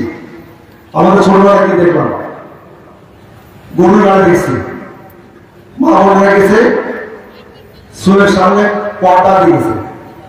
আজকে আমরা কি দেখছি, এটা কি বলবো, সময়ের এটাই। তাই আমি আপনাকে অনুরোধ করবো, উনি যে কথাগুলো বলছেন আমরা জানি, সবাই জানি। উনি যে কথা বলছেন আপনি জানেন না, সব আপনি সবাই জানেন। আপনি জানেন আপনাকে কি করতে হবে না করতে হবে। আমরা শুনি, সবই বুঝে জানি, কিন্তু আমরা মানি না। এটা কিন্তু দোষটা আমাদের। আপনি সবই জানেন, উনি যে কথাগুলো বলছেন আপনারা সবই জানেন। কিন্তু যদি উনি আপনারা মানতাম তাহলে ওনার দরকার ছিল না। যেহেতু আমরা মানি না, একটা জিনিস অনেক সময় বারবার রিপিট করলেন, হয়তো মনে করেন তার হুজুর বলছে দেখি মানিয়ে দিবে। আর এখন আমাদের সামাজিক অবক্ষয় ঘটছে, আমি হুজুরকে বলবো আমাদের সামাজিক অবক্ষয় ঘটছে। এই কথাগুলো মানুষের সামনে উপস্থাপন করে সব দোষ সরকারের ভাড়া দিয়ে আপনি ওয়াজ করবেন না, মানুষকে বলবেন। এর জন্য দায়ী কিন্তু আমরাও দায়ী। আমরা অনেক সময় আইন আছে, সেটা আইন মানি না, এর জন্য কিন্তু আমরাও দায়ী। সরকারের আইন আছে, আরো সামাজিক অবক্ষয় ঘটার পিছনে বহু রকম কারণ আছে, বৈশ্বিক ব্যাপার আছে। শুধু বাংলাদেশের ব্যাপার নয়, কিন্তু সারা বিশ্বের ব্যাপার আছে, বৈশ্বিক ব্যাপার আছে। এটা শুধু বাংলাদেশে ঘটছে, বাংলাদেশ ঘটছে এটা নয়, সারা বিশ্বের ব্যাপার। তাই আমি আপনাদের অনুরোধ করবো, আমরা যেটা খারাপ জিনিস সেটা বর্জন করবো, ভালো জিনিসটা আমরা নিতে পারবো। আমরা যদি খারাপটা বর্জন করি, ভালোটা নেই। আর আমাদের ছেলেমেয়েদের ব্যাপারে বলছি, সরকার সবকিছু করতে পারে না। আমাদের দেশের যে জনসংখ্যা, আমরা সৌদি আরব বিভিন্ন দেশে যাই, তাদের জনসংখ্যা আর আমাদের জনসংখ্যার মধ্যে ফার ডিফারেন্স থাকে। আমাদের যে জনসংখ্যা, সরকার ইচ্ছা করে আইন করে কিন্তু সব জিনিস করতে পারবো না, এটা আমাদেরকে করতে হবে। আমি আপনাদের অনুরোধ করবো, বিশেষ করে আমাদের সামাজিক অবক্ষয় ঘটছে, এর জন্য আমরা যারা গার্জিয়ান অনেক আছে তারা দায়ী থাকি। আমরা আমাদের ছেলেটার, আমার মেয়েটার কোথায় কখন স্কুলে যাচ্ছে, মাদ্রাসায় যাচ্ছে, কলেজ যাচ্ছে, আমরা খোঁজ খবর রাখি না। যে আমরা আমাদের নিজের সন্তানদেরকে দেখতে পাই, নিজের সন্তানদেরকে আমরা ঠিক মতো লালন পালন করি, তাহলে কিন্তু এই ঘটনা ঘটবে না। আমরা করি না, আমরা মনে করি আমার ছেলেটা মাস্টারি করছে, খুব ভালো করছে। তাই আমি আপনাকে অনুরোধ করবো, কারণ আমরা দেখেছি আর একটা সমস্যা হয়েছে, তথ্য প্রযুক্তির যুগের ব্যাপার আছে, মাধ্যমের ব্যাপার আছে। আমাদের ছেলেগুলো অনেক সময় মাধ্যমে আসক্ত হয়। আমি দেখেছি এই 5 বছর যাবত বিভিন্ন বাবা মা এসেছে, অনেকে আসে বলে ভাই বা বাবা আমার ছেলেটা নেশা করতে করতে আমার সব শেষ করে ফেললো, এমনকি শেষ পর্যন্ত আমার গায়েও হাত তুলতে কুণ্ঠাবোধ করে না। তাই আমার ছেলেরা এর লোকে বলে মিস্ত্রিকে বলে 6 মাস 9 মাস হাত ধরে রাখা ব্যাস করে। তবে চিন্তা করে দেখেন ওই বাবা ওই মায়ের কাছে ওই ছেলেটা কত আদরের সন্তান ছিল আর কি, আজকে নষ্ট হয়ে যাওয়ার জন্য হাত ধরে রাখার চিন্তা ভাবনা করছে। ওই বাবা ওই মা কত কষ্ট নিয়ে কথা বলবে। তাই আমি আপনাদের অনুরোধ করবো, তাই এখানে এসেছেন সব মানুষকে অনুরোধ করবো যে আমি আপনার প্রতিবেশী অনুরোধ করবো আপনারা আমরা আমাদের নিজ সন্তানকে লক্ষ্য রাখি কোথায় যাচ্ছে কি করছে না করছে। আমি মনে করি সমাজ অনেকাংশে ভালো হবে, কারণ সরকারের দ্বারা সবকিছু করা সম্ভব নয়, সরকারের সবকিছু আছে, সব সম্ভব নয়। যদি আমরা নিজেরা ভরসা হই তাই আমি মনে করি আমাদের সরকার আমাদের সমাজ অনেকাংশে পৌরুষ মুক্ত হবে এবং আজকে আমাদের যেসব অধর্ম আছে সেসব অনেকাংশে মুক্ত হতে পারবো। কারণ ঈশ্বর এইদিকে অনেক বলছে, আমরা এই কথা বারবার বলি, কথা না খুব বিশ্বাস বলছে কথা বলছিল, আমি বারবার কথাটা বলি যে বাবা এই যুগে ধর্ম রক্ষা করা খুবই কঠিন কাজ। উনি বলছিলেন সাধারণ মানুষের মধ্যে বলছেন সাধারণ মানুষ যদি হুজুরের কথায় কাছ থেকে চলতে যায় কিন্তু চলতে পারবেন না। উনি বলছেন যে সৎ পথে থেকে সত্য কথা বলে সৎ উপার্জন ধরার কাছে চলে, এই 3টি কথা যদি মেনে চলে অন্তত এই যুগের জন্য আপনারা চলে পার হয়ে যাবে। তাই আমি আপনাকে অনুরোধ করবো ওনার কাছে কথা বলে আমি মনে করি আপনিও জানেন উনি যে কথা বলছেন সেটা আপনিও জানেন। আপনি কাজ শুনুন কাল সকাল থেকে এই কথা আপনি পালন করার চেষ্টা করেন। আমি মানে চলার চেষ্টা করবো, হলে কাল থেকে কিন্তু আমাদের সমাজ এই বিশ্ব ধারণা অনেকাংশে পরিবর্তন হবে। কারণ ওনাকে ডেকে এনে যে আপনি হৃদয় হবে আমি মনে করি হবেন না, কারণ এখানে একটা বাণিজ্যিক ব্যাপার আছে, এখানে একটা বাণিজ্যিক ব্যাপার আছে। আমি মনে করি আমাদের দেশের কয়েকজন হুজুর আছে এখানে আসে মানুষের হিদায়াত করার আসে, আমি দেখেছি অনেক এখানে অনেক কথা আছে বলছে না হিদায়াত আপনারা ওনারা আসেন যে মানুষের হিদায়াত করার জন্য ঠিক নয়, যদি মানুষের হিদায়াত করতে আসে আমি মনে করি মানুষের হিদায়াত হলো না। আমি মনে করি এখানে একটা অন্যরকম বাণিজ্য আছে, এই জন্য আসা যাওয়ার জন্য মানুষ অনেক আসছে হিদায়াত করে না। আমি আপনাকে অনুরোধ করবো হিদায়াত আপনার কাছে, আমার কাছে নয়, তোমার কাছে নয়। আপনি কিভাবে কালকে সড়ক যেভাবে চলবেন আপনি যেভাবে চলবেন সেভাবে আপনি চলতে পারবেন। তাই আমি অনুরোধ করবো আপনারা সবই জানেন কোরআন হাদিস আলোকে, সবই জানেন কোরআন কি আছে হাদিস কি বলছে আপনারা সবই সবই জানেন। তাই আমি অনুরোধ করবো আপনারা বিশেষ করে আমাদের সমাজে যে সামাজিক অপকর্ম হয়েছে এই ব্যাপারে আপনারা আপনার নিজের সন্তান থেকে নিজের পরিবার থেকে মানুষ ঠিক করে আপনি বাড়িতে তার সত্যি ছেলে থাকে আপনি তার ধর্ম হবে না, কিন্তু নামাজ পড়ে জানাইছে তখন মনে হবে যে আমার কি জায়গায় আমার ছেলেটা কোথায় যেতে অভাব করছে। তাই আমরা সব ধর্মকর্ম হয়। তাই আমরা অনুরোধ করবো আপনার সবার নিজের সন্তানকে আমরা লক্ষ্য রাখি, ইনশাআল্লাহ আমাদের সরকার আমাদের সমাজ অনেক সুন্দর হবে। আমি আপনাদের প্রতিনিধি হিসেবে বিগত 5 বছর আগে আপনারা আমাকে ভোট দিয়ে নির্বাচন করেছেন, আবারও আপনারা আমাকে পুনরায় নির্বাচন করেছেন, এর জন্য আমি আমার পক্ষ থেকে সবাইকে ধন্যবাদ জানাই। আমি শেষ করছি। আসসালামু আলাইকুম। সব একটু জিকির করেন, এই ফাঁকা জায়গাটা আপনার পুরা করে বসেন তো, এই যে ফাঁকা হলো না এই ফাঁকা জায়গাটা এই যে আল্লাহ একটু পুরা করে আসেন, সবাই সামনে থেকে আসেন ভাই, উঠে আসেন, আপনি উঠে সামনে বসেন, 1 বছরে কোনো বেদি আপনার ধরবে না, দেহ একটু লড়ান চড়ান। লা ইলাহা ইল্লাল্লাহ লা ইলাহা ইল্লাল্লাহ লা ইলাহা ইল্লাল্লাহ লা ইলাহা ইল্লাল্লাহ লা ইলাহা ইল্লাল্লাহ মুহাম্মাদুর রাসূলুল্লাহ। সকলে বলি সাল্লাল্লাহু আলাইহি ওয়াসাল্লাম। সম্মানিত উপজেলা চেয়ারম্যান সাহেব অত্যন্ত গুরুত্বপূর্ণ আলোচনা করেছেন যে সমাজের অবক্ষয়ের কথা বলেছেন। এখনকার ছেলেরা অনেকে মাদক আসক্ত হয়ে গেছেন। আমি বলতেছি মেয়েরা ছেলেরা মদ খাক, জিনা খাক, যা করে করুক, কিন্তু ওই ছেলেকে যদি নামাজি বানানো যায়, ধরে এখন কি বানানো যায়? কথা আমার না, কথা আল্লাহ। আল্লাহ বলেছেন ইন্নাস সালাতা তানহানিল ফাহশাই ওয়াল মুনকার, একমাত্র নামাজই পারে মানুষকে যাবতীয় অশ্লীলতা খারাপি থেকে বাঁচাই দিতে। বলেন সুবহানাল্লাহ। এই জন্যই তো রাসূল বলেছেন 7 বছর থেকে নামাজের তালিম দাও। কয় বছর থেকে? আর 10 বছর থেকে জোর করে নামাজ ধরো। যদি আমাদের পরিবারের পক্ষ থেকে 7 বছর থেকে নামাজের তালিম দেওয়া হতো আর 10 বছর থেকে জোর করে যদি নামাজ ধরানো হতো, ওই ছেলে কোনোদিন মদ ধরতো না। ধরে কোন কথা ঠিক কিনা? আর একটা কথা, চেয়ারম্যান সাহেব অত্যন্ত গুরুত্বপূর্ণ কথা বলেছেন যে এখানে তো মানুষ হেদায়েত হবে না, কারণ বক্তারাও আসে বাণিজ্যিকভাবে। হ্যাঁ, বাণিজ্যিক। আপনারা শোনেন, সূরা ইয়াসিনে আল্লাহ পাক বলেছেন অমাইয়াত্তাবাউ মাল্লাস আলুকুম আজরাও ওয়া হুম মুহতাদুন। আল্লাহ বলেছেন হেদায়েতের বাণী প্রচার করে কেউ যদি উজরত তালাশ করে সে নিজেই হেদায়েত না।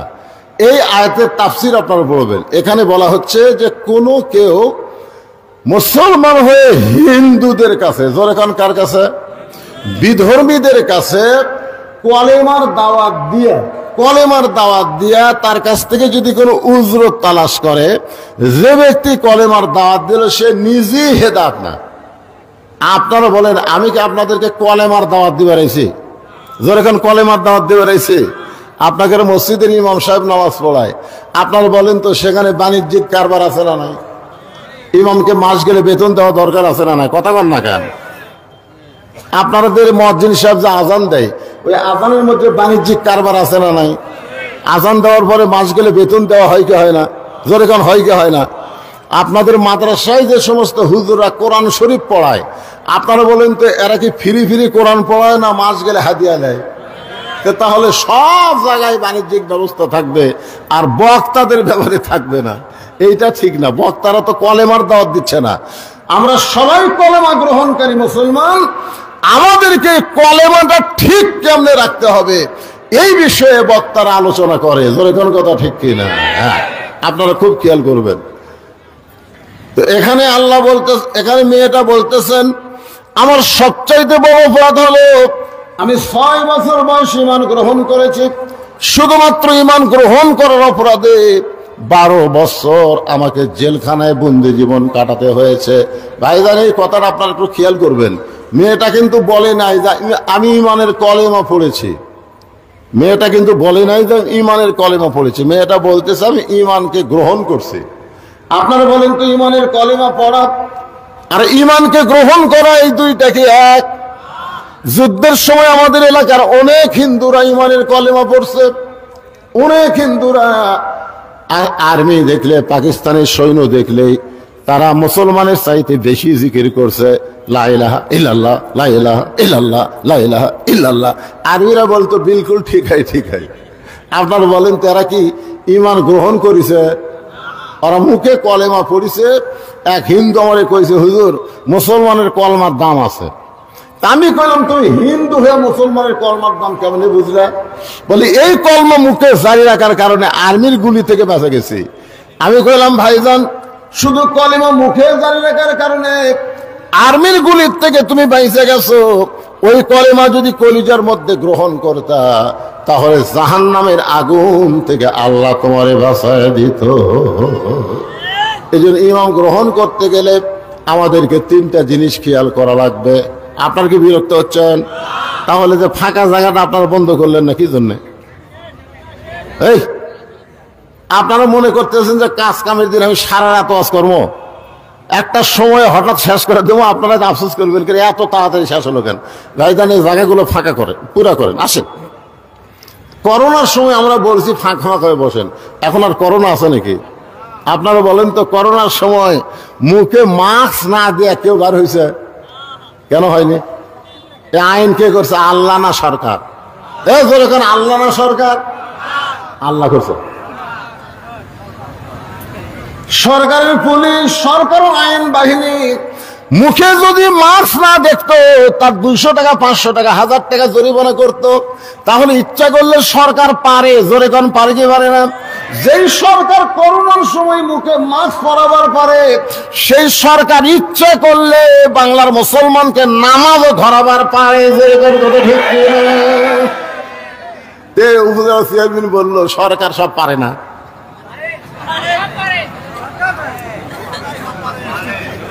ইচ্ছা করলেই পারে, কিন্তু সরকার করবে কেন? সরকারের মধ্যেই তো নামাজ পড়ে না। জোরেগণ কথা কন না কেন? আজকে মদের বিরুদ্ধে কথা বলা হচ্ছে যে যুবকেরা মদ পান করতেছে, অনেক নেতারা পর্যন্ত মদ পান করে। জোরেগণ কথা ঠিক কিনা? যে দেশের নেতারা মদ পান করে সেই দেশের যুবকদেরকে মদের বিরুদ্ধে কেমন বলবো?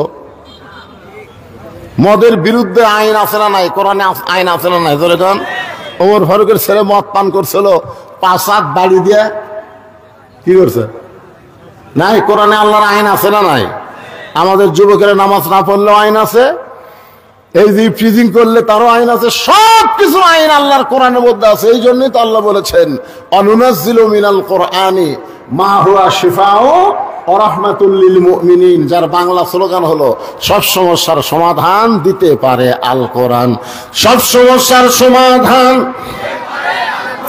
আল কোরআনের আলো,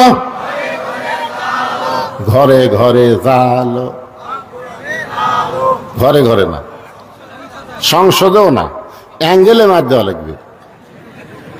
অ্যাঙ্গেলে মার হলো সব জায়গায় জালো।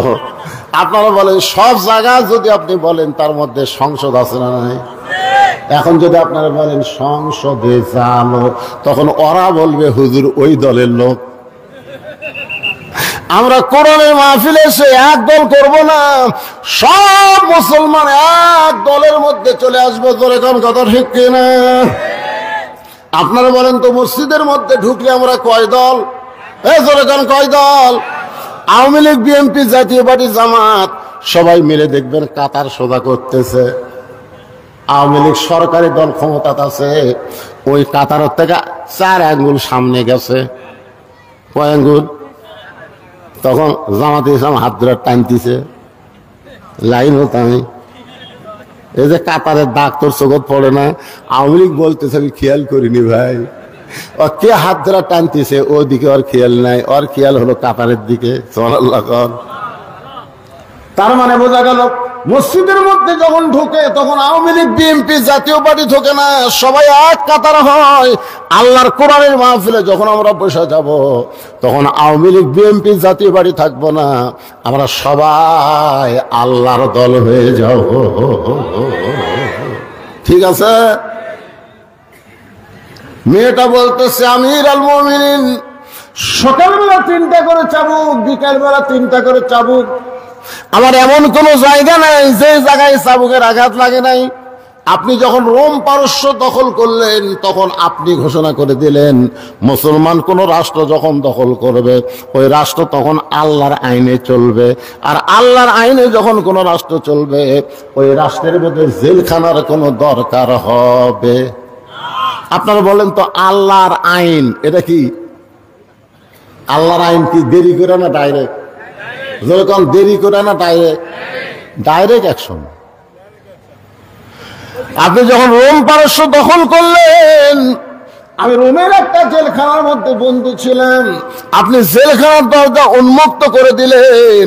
আমি জেলখানার দরজা খোলা পাইয়া, কারণ আমার দাদা খ্রিস্টান, আমার বাবা খ্রিস্টান, আমার 14 গোষ্ঠী খ্রিস্টান। আমি এখন কি করব? এই 2 পাহাড়ের মাঝখানে 6 দিন হলে ঘুরতেছি।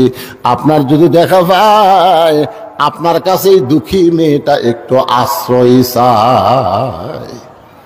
ওমর ফারুক চোখের পানি বের করে বললেন মা আমি তোমাকে আশ্রয় দিবার পারবো না, কারণ ইসলাম কোনোদিন কাউকে আশ্রয় দেয় না, বরং ইসলাম মানুষকে অধিকার দিয়ে দেয়।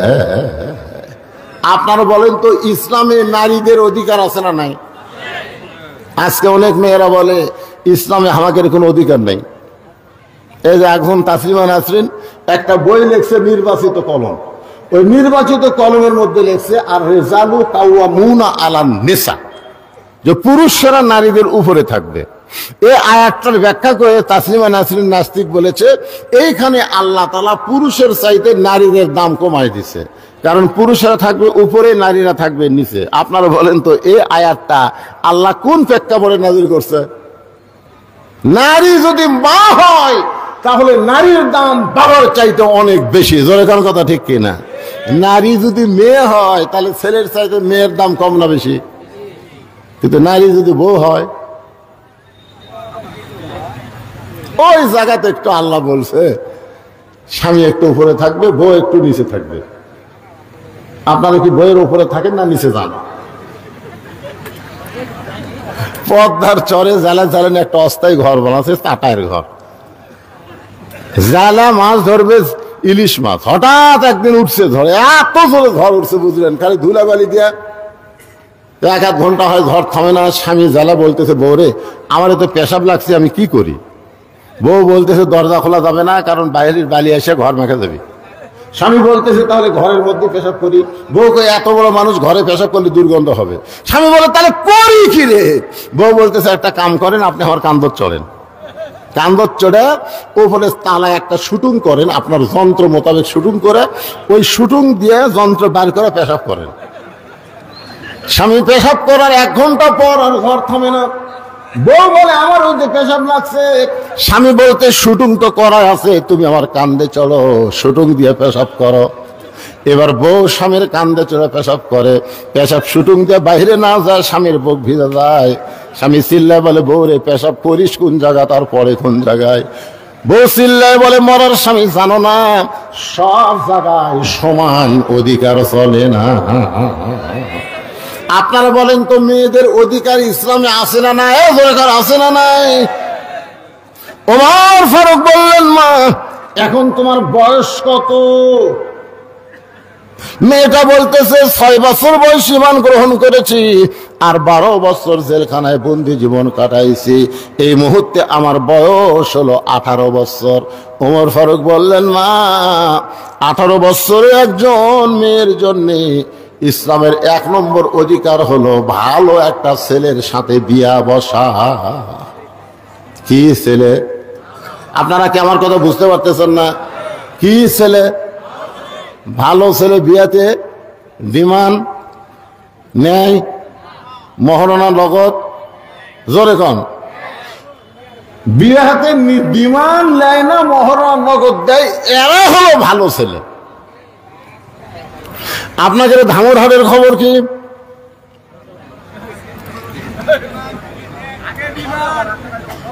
যে ব্যক্তি ডিমান্ড নিয়ে বিয়ে করে, ওই যতইবার কবুল করুক আর বিয়া হয় না। এই ডিমান্ড নিয়ে বিয়া করার কারণে স্বামী স্ত্রী মিলন হওয়ার পরে যে মালগুলা বাড়ায়, ওই মালগুলা কোরআনের মাহফিলে বসে না।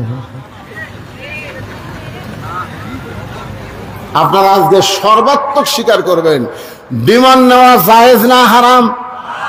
মহরনা দেওয়া ফরজ না সুন্নত? মহরনা দেওয়া ফরজ, সেই মহরনা দেয় না।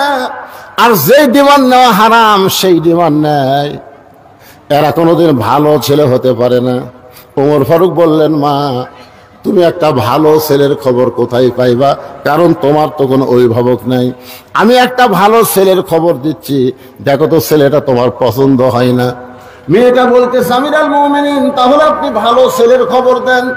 ওমর ফারুক বললেন, ছেলেটার যোগ্যতা হলো 6 লক্ষ হাদিসের হাফেজ, 30 পারা কোরআনের হাফেজ, বয়স 22 বছর, গায়ের রং ফর্সা, চাঁদের বরণ চেহারা।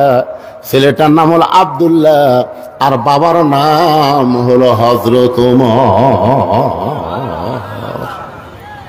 মারে। ও মা, আমি তোমাকে আমার বৌমা বানায়া, বেটার বৌমা বানায়া আমার বাড়িতেই তোমাকে অধিকার দিবার চাই। আপনারা বলেন তো, মেয়ে মানুষের অধিকার আছে না নাই? আমি তোমাকে কি মা, জোরে কান, কি মা? অনেক মুরব্বী চিন্তা করতেছে, হুজুর বেটার বৌমা হয়, এটা আপনার ওয়াজে আমরা শুনি, কিন্তু বাড়ির তো দেখতে পাই না। এখন অনেক বেটার বৌমা না হইয়া বউ দজ্জাল হচ্ছে, আছে না নাই? জোরে কান, আছে না নাই? আপনারা যে বেটা করে বিয়ে করাছেন, কেবারে বেটার বউগুলা কেমন?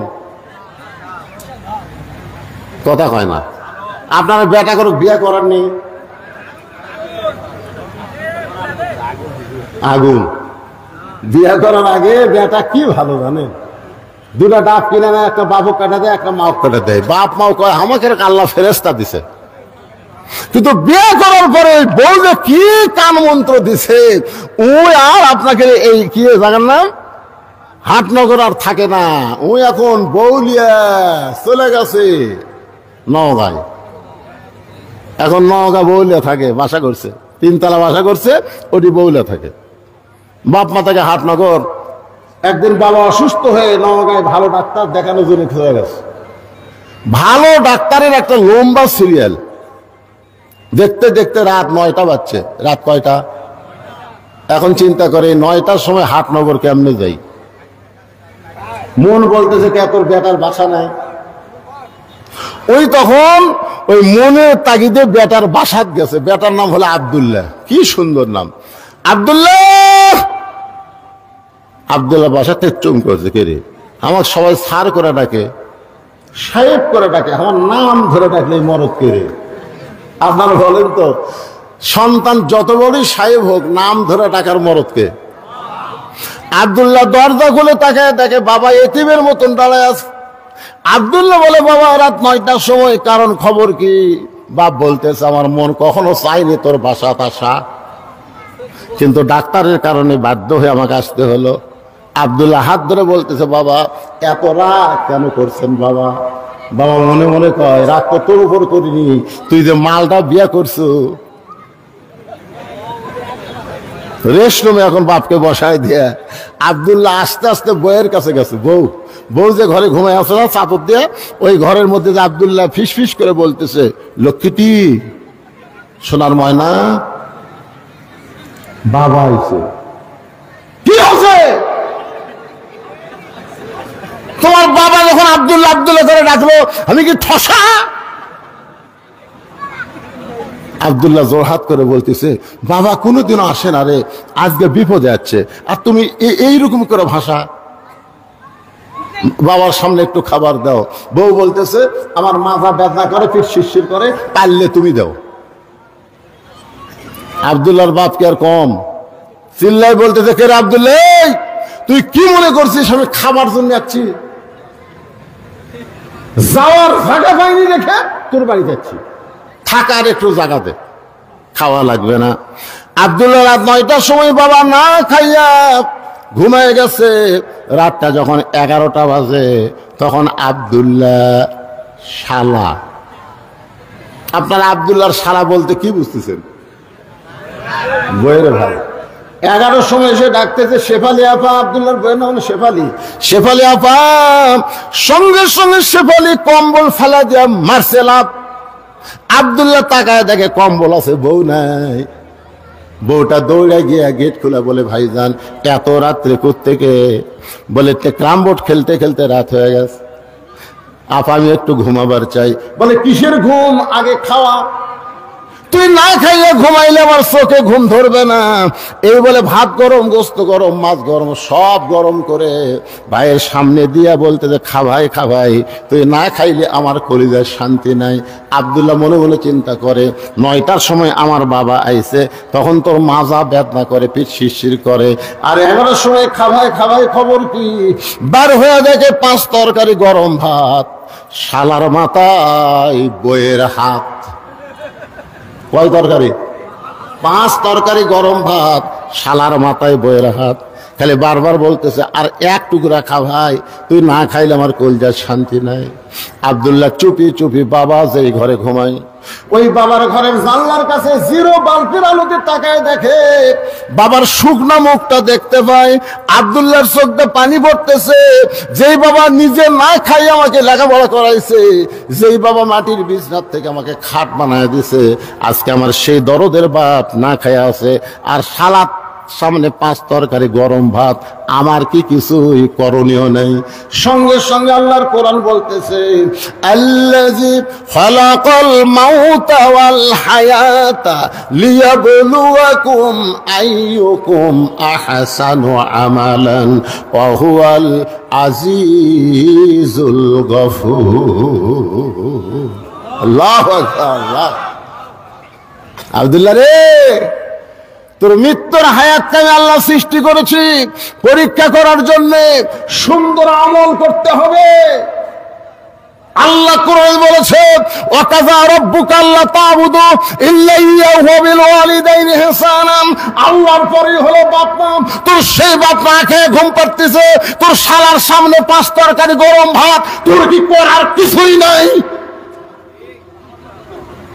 আল্লাহর কোরআন ঈমান জাগায় দিয়েছে, জোরে কান সুবহানাল্লাহ। গোটা বিশ্বের মানুষকে ঈমানকে জাগাইতে পারে সেই কিতাবের নাম কি? আব্দুল্লাহ চিন্তা করে, ভাই কোরআন যত ঈমান জায়গা দেখ রে, বর্তমানে নারী নির্যাতনের কেস আছে, মরদ নির্যাতনের কোনো কেস নেই। আমি কি করি? বিবেক বলতেছে করার কিছুই নাই। তোর বাড়ি খুঁজা দেখে আটা বলা উটি বলা একটা বেলান আছে, দেখ দেখ, করার কিছু নাই পাগলা। ওই খুঁজা দেখে উঠি বলা একটা বেলান আছে, ওই বেলান হাতে নিয়ে চিন্তা করতেছে কি করব। বিবেক সবচাইতে বড় আদালত। বিবেক বলতেছে তোর বউ তো তোর শালাক ভাত খিলাচ্ছে, কোনো দিকে খেয়াল নাই। কারণ মেয়ে মানুষেরা যখন তার বাপের আত্মীয় আসে তখন আর অন্য কোনো দিকে খেয়াল থাকে না, একটাই খেয়াল, খালি তারা বাপের আত্মীয়। কোন কথা ঠিক কিনা? এখন যে হারে খিলাচ্ছে ওর তো কোনো খেয়াল নাই। তুই বিড়ালের মতন চুপি চুপি যায় ওর পিছনে দেখা উঁচু হয়ে আছে, ওই উঁচা জায়গা বিসমিল্লাহ কয়ে একটা বাড়ি মারবো, একটা হজের সব। 2টা বাড়ি মারবো, 2টা হজের সব। এখন তুই কয়টা হজের সব নিব সেটা তুরই ব্যাপার, কিন্তু খবরদার নিচেও জান মারিস না, উপরেও জান মারিস না। কারণ নিচে মারলে কেস খাবো, উপরে মারলেও কেস খাবো, কারণ দেখাবার পারবি। আর মিডল পয়েন্টে লুসবি ঠিকই, কিন্তু কাউকে দেখাবার পারবি না। ধরে কোন কথা ঠিক কিনা? দেখাবি। বিলাই যেমন ইন্দুর ধরে, আব্দুল্লাহ চুপি চুপি বইয়ের পেছনে এসে বেলান নিয়ে উঠি বলা বেলান নিয়ে দাঁড়ায় আছে। আর বউ খালি ভাইকে বলতেছে আর এক টুকরা খা। ভাই বলতে জোড়া থাপা, আর আমি পারবো না। বোন বলতেছে ভাই রে তাহলে আর একটু দিলে, না পা আমি আর পারতেছি না। আব্দুল্লাহ কয় আমার বাপ না খেয়ে আছে, তোর পিঠ ব্যাপ না, তুই শিশির করে কম্বল ছাড়লি না, তোর ভাই খাবার চাই না তারপরেও খাবার দেশ। এই রাগ করে মারছে বাড়ি, এত জোরে বাড়ি মারছে, ফুটবল লাত্তি মারলে যেমন শব্দ হয় ওই জায়গা বাড়ি মারলে শব্দ হবি, কিন্তু খুব জোরে লাগবি না। মাঝে মাঝে প্র্যাকটিস করে দেখবেন, বইয়ের ওই জায়গায় বাড়ি মারবেন, শব্দ হবি কিন্তু খুব জোরে লাগবি। কাকু বলবারও পারবি, আমার এই পাতার উপর মারছে কাকু বলবার পারবে, খালি লুচবি ঠিকই। যে বাড়ি মারছে বউ দৌড়, শালাও দৌড়। শালা চিল্লায় বলে দুলা ভাই এত রাত্রে আমার বোনকে মারলেন কেন? আব্দুল্লাহ চোখের পানি বের করে বলে তোর বোন আমার কে হয়? তোর বোন আমার কে হয়? তোর বোনকে আমি এত ভালোবাসি, হাটনগর বাপ মাকে বাদ দিয়ে আমি নওগাঁ শহরে শুধু তোর বোনের জন্য একটা বাসা বানাইছি। কারণ বউকে ভালোবাসার কথা ইসলামে আছে না নাই? এজন্য ভালোবাসার কথা ইসলামে আছে না নাই? আল্লাহর নবী ঘরের মধ্যে বসে আছে, এমন সময় উম্মাহাতুল মা আয়েশা রাদিয়াল্লাহু তাআলা আনহা, আমাদের উম্মা, আমাদের মা ঘরের মধ্যে ঢুকছে। নবী বসে আছেন, মা আয়েশা ঘরের মধ্যে ঢুকছে, সঙ্গে সঙ্গে নবী দাঁড়িয়ে গেলেন। মা আয়েশার সম্মানে নবী দাঁড়ালেন না, নবী দাঁড়ায় দরজা বন্ধ করে দিলেন, জানলা বন্ধ করে দিলেন। আয়েশা বলে ইয়া রাসূলুল্লাহ, আমি ঘরে আসার সাথে সাথে আপনি দরজা বন্ধ করলেন, জানলা বন্ধ করলেন, আমার দেহ থর থর করে কাঁপতেছে। রাসূল বলে কি কারণে তোমার দেহ কাঁপে? বলে আপনার জুতার পরশে আল্লাহর আরশ ধন্য হয়ে গেছে। হুজুর যদি কোনো বেয়াদবি হয় এই কারণেই আমার দেহ কাঁপতেছে। রাসূল বলে আয়েশা, একজন নবীর জুতার পরশে আল্লাহর আরশ ধন্য হয়েছে, একজন নবীর জুতার পরশে বসে। আয়েশা বলে, হুজুর আপনি তো সেই নবী। রাসূল বলে, যতক্ষণ দরজা খোলা ছিল ততক্ষণ আমি নবী ছিলাম, কিন্তু যেই দরজা বন্ধ হয়েছে আমি আর নবী নয়, আমি হলাম স্বামী আর তুমি আমার বিবি। বউকে আদর করার কথা ইসলাম আসলে নাই। নবী বলতেছেন, একজন নবীর জুতার ভরসা আল্লাহর আরশ ধন্য হয়েছে। আয়েশা বলে, আপনি তো সেই নবী। রাসূল বলে, আমি নবী ছিলাম রে যতক্ষণ দরজা খোলা ছিল, এখন দরজা বন্ধ, কিসের নবী রে? আমি হলাম স্বামী, তুমি আমার বিবি, আসো। মা আয়েশা দৌড়ে এসে স্বামীর মুখে মাথা দিয়ে কয়, আল্লাহ, এতদিন জানতাম আমার নবী বিশ্ব নবী, আজকে দেখতেছি আমার নামই হলেন 1 নম্বর স্বামী। নবী আস্তে করে মা আয়েশাকে বুকের মধ্যে নিয়ে এই ডান হাত দিয়ে পিঠের উপর একটা চাপ দিছে। এই চাপ দেওয়া কিন্তু সুন্নত। আপনারা বুকের মধ্যে নিয়ে একটা কি দিবেন? কথা কয় না একেবারে। শোনেন, ফেতনার জামানায় একটা সুন্নত আমল করলে 100 গলা কাটা শহীদের সওয়াব। কোনদিন চাপ দিচ্ছেন আপনারা? আর প্রেমিকের চাপ দেওয়ার কথা বলতেছি না। এখন বউকে বুকের মধ্যে নিয়ে আল্লাহ রাসূল, আল্লাহর নবী হলেন আমাদের আদর্শ। নবী যখন ডান হাতে চাপ দিয়েছে, সঙ্গে সঙ্গে আল্লাহ বলে, জিবরাইল যা যা নবীর কাছে কোরআন শরীফ নিয়ে যা। ফেরেশতা জিবরাইল বলে, আল্লাহ বহুবার নবীর কাছে কোরআন নিয়ে গেলাম, এইভাবে তো কোনোদিন বলেন নাই। আল্লাহ বলে, জিবরাইল নবী ঘরের মধ্যে যে আমল করতেছে, এই আমলে আমি আল্লাহর আরশ খুশি হয়ে গেছে। সুবহানাল্লাহ, জোরে কোয়া যায় না?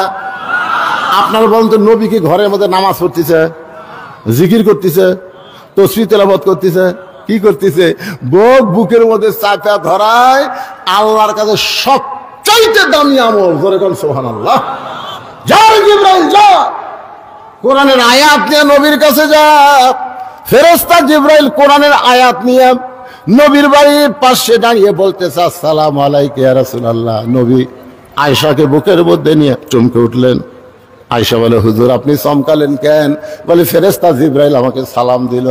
আয়েশা বলতেছে, এই সময় ফেরেশতা আসার টাইম হলো। কারণ বউ যখন স্বামীর বুকের মধ্যে থাকে, মনে হয় বউটা জান্নাতের মধ্যে আছে। জোরে কোন কথা ঠিক না? আল্লাহ রাসূল বলে, আয়েশা, জিবরাইল নিজের ইচ্ছায় কোনোদিন আসে না, জিবরাইল আল্লাহর হুকুমে আসে। দেখি জিবরাইল কি জন্য আইছে। নবী বললেন, জিবরাইল কারণ কি? জিবরাইল বলে, হুজুর ঘরের মধ্যে কি করতেছেন আমি জানি না, তবে আল্লাহ পাক আমাকে জানাইছে যে আমল করতেছেন, আল্লাহর আরশ খুশি হয়ে গেছে। আল্লাহ কোরআনের আয়াত নাজিল করেছে। হুন্না পড়েন, হুন্না লিবাসুল লাকুম ওয়া আনতুম লিবাসুল লাহুন্না। তোর বোন আমার বউ হয় রে, সে আদরের বউকে আমি কেন মারলাম? আয় শালা বলতেছে, আমাকে মারবেন নাকি? বলে, তোকে মারবো না, তোকে একটু দেখাবার চাই, আয়। এবার শালার হাত ধরে বাবা যে ঘরে ঘুমায়, ওই ঘরের জানলার কাছে নিয়ে গিয়ে বলতেছে, দেখ তো ভিতরে কে। শালা বলতেছে, আপনার বাবা কখন আইছে? দুলা ভাই, আপনার বাবা কখন আইছে? আব্দুল্লাহ বলতেছে, 9টার সময় আইছে। তোর বোন কইছে মাজা বেদনা, পিঠ শিরশির করে, আমার বাবার সামনে খাবার দেয়নি বলে বাবা রাগ করে না খেয়ে ঘুমিয়ে গেছে। আর 11টার সময় তোর সামনে 5 তরকারি গরম ভাত। বললে, শালা বল আমার আমল কি? শালা বলতে, দুলা ভাই আর একটা মারেন, আর একটা মারেন। এই মানুষের জাত না, এই বাপের আত্মীয় পছন্দ করে, স্বামীর আত্মীয় 2 চোখকে দেখবার পারে না। ঘরে কোন কথা ঠিক না? আপনাদের ঘরে এমন বউ আছে না নাই? ওর বাপের বাড়ি একটা ফকির আসে, আমার মায়েরা যারা পর্দার অন্তর আছেন, মা মনে কষ্ট নিয়েন না। যে স্বামীর পায়ের তলে আপনার জান্নাত হওয়ার কথা ছিল, কিন্তু পায়ের তলে জান্নাত না হয়ে রাসূল বলেছেন, আল্লাহর পরে কাউকে যদি সেজদা দেওয়ার হুকুম থাকতো, তাহলে প্রত্যেকটা নারীকে বলা হতো, তোমার স্বামীর পায়ে সেজদা করো। ফাতেমা বলতেছে, বাবা এই যে স্বামীর পায়ে সেজদা করা, এই আমলটাই কি মেয়েদের সবচাইতে বড় আমল? আল্লাহ রাসূল বলে, ফাতেমা, নারীদের সবচাইতে বড় আমল হলো পর্দা। ধরে বলেন, নাম কি? তুমি মনে করো না তোমার বাবা বিশ্ব নবী বলে আল্লাহ তোমাকে জান্নাত দিবে, এইটা কখনোই তুমি মনে করো না। ফাতেমা বলে, বাবা আমি মাঝে মধ্যে মনে করি আমার বাবা বিশ্ব নবী বলে আল্লাহ সেই খাতিরে হয়তো আমাকে জান্নাত দিবে। রাসূল বলে, ফাতেমা রে, জান্নাতে যদি যাওয়ার চাও তাহলে জান্নাতের আমল করে তোমাকে জান্নাতে যেতে হবে। ফাতেমা বলে, বাবা জান্নাতের আমল কি? রাসূল বললেন, মেয়েদের সব আমলের মধ্যে 1 নম্বর আমল হলো পর্দা। জোরে করে 1 নম্বর আমল কি? আমার মায়েরা যারা পর্দার অন্তরালে একটু মনোযোগ দিয়ে শোনেন। গভীর রাতে হযরত আলীকে বুকের মধ্যে নিয়ে ফাতেমা ছোট বাচ্চার মতন কাঁদতেছে। আলী বলে, ফাতেমা কান্দার কারণ? বলে, ওগো স্বামী, আল্লাহ পাক আমার দোয়া কবুল করেছে, আজকে রাতের বেলায় আমার মৃত্যু হবে। যেই বলেছে রাতের বেলা মৃত্যু হবে, গাছের গোড়া কাটলে গাছটা যেমন পড়ে যায়, হযরত আলী তেমনি পড়ে গেলেন ঘরের মাজায়। মা ফাতেমা মুচকি মুচকি হেসে স্বামীর কপালে একটা চুমা দিয়ে বলে, স্বামী গো, আমি এতদিন ধরে জানতাম আপনি হলেন পৃথিবীর সবচাইতে বড় আলেম। আমি এতদিন ধরে জানতাম আপনি পৃথিবীর সবচাইতে বড় বীর। মরার খবর শুনে আপনি কেন কাঁদতেছেন? কারণ দুনিয়াতে মানুষ এসেছে থাকার জন্য না, মানুষ এসেছে যাওয়ার জন্যে। আপনারা বলেন তো, দুইজন চাষ তলে গল্প করতেছে, অমুকের ফাঁসি হলো রে, অমুকের ফাঁসি হবি। আমি দৌড়ে গিয়ে বললাম, কে ভাই, তোমরা যে গল্প করতেছো অমুকের ফাঁসি হলো, অমুকের ফাঁসি হবি, তোমার যে মৃত্যু হবি, যেই খুশি তোমার মৃত্যু চমকে উঠছে। চমকে উঠলে কেন? কারণ ফাঁসির তারিখ আছে, মরার কোনো তারিখ। আপনারা বলেন তো, আমাদের কোনো তারিখ আছে? কে কবে মরবেন এইটাকে আপনারা জানেন? তাহলে যেই যুবকেরা মিলে আজকে মাহফিল করতেছে, এই যুবকেরা কোথায়? একজন? কয়জন যুবক বাবা? তোরা কয়জন যুবক রে? এই যুবকেরা যারা আজকে কোরআনের মাহফিল করতেছো, আমি তাদেরকে বলবো, তোমরা বিবেকের আয়নায়, বিবেকের আদালতে জিজ্ঞাসা করো, তোমরা কি মাগরিবের নামাজ পড়েছো? তোমরা কি এশার নামাজ পড়েছো? তোমরা কি ফজরের নামাজ পড়বা?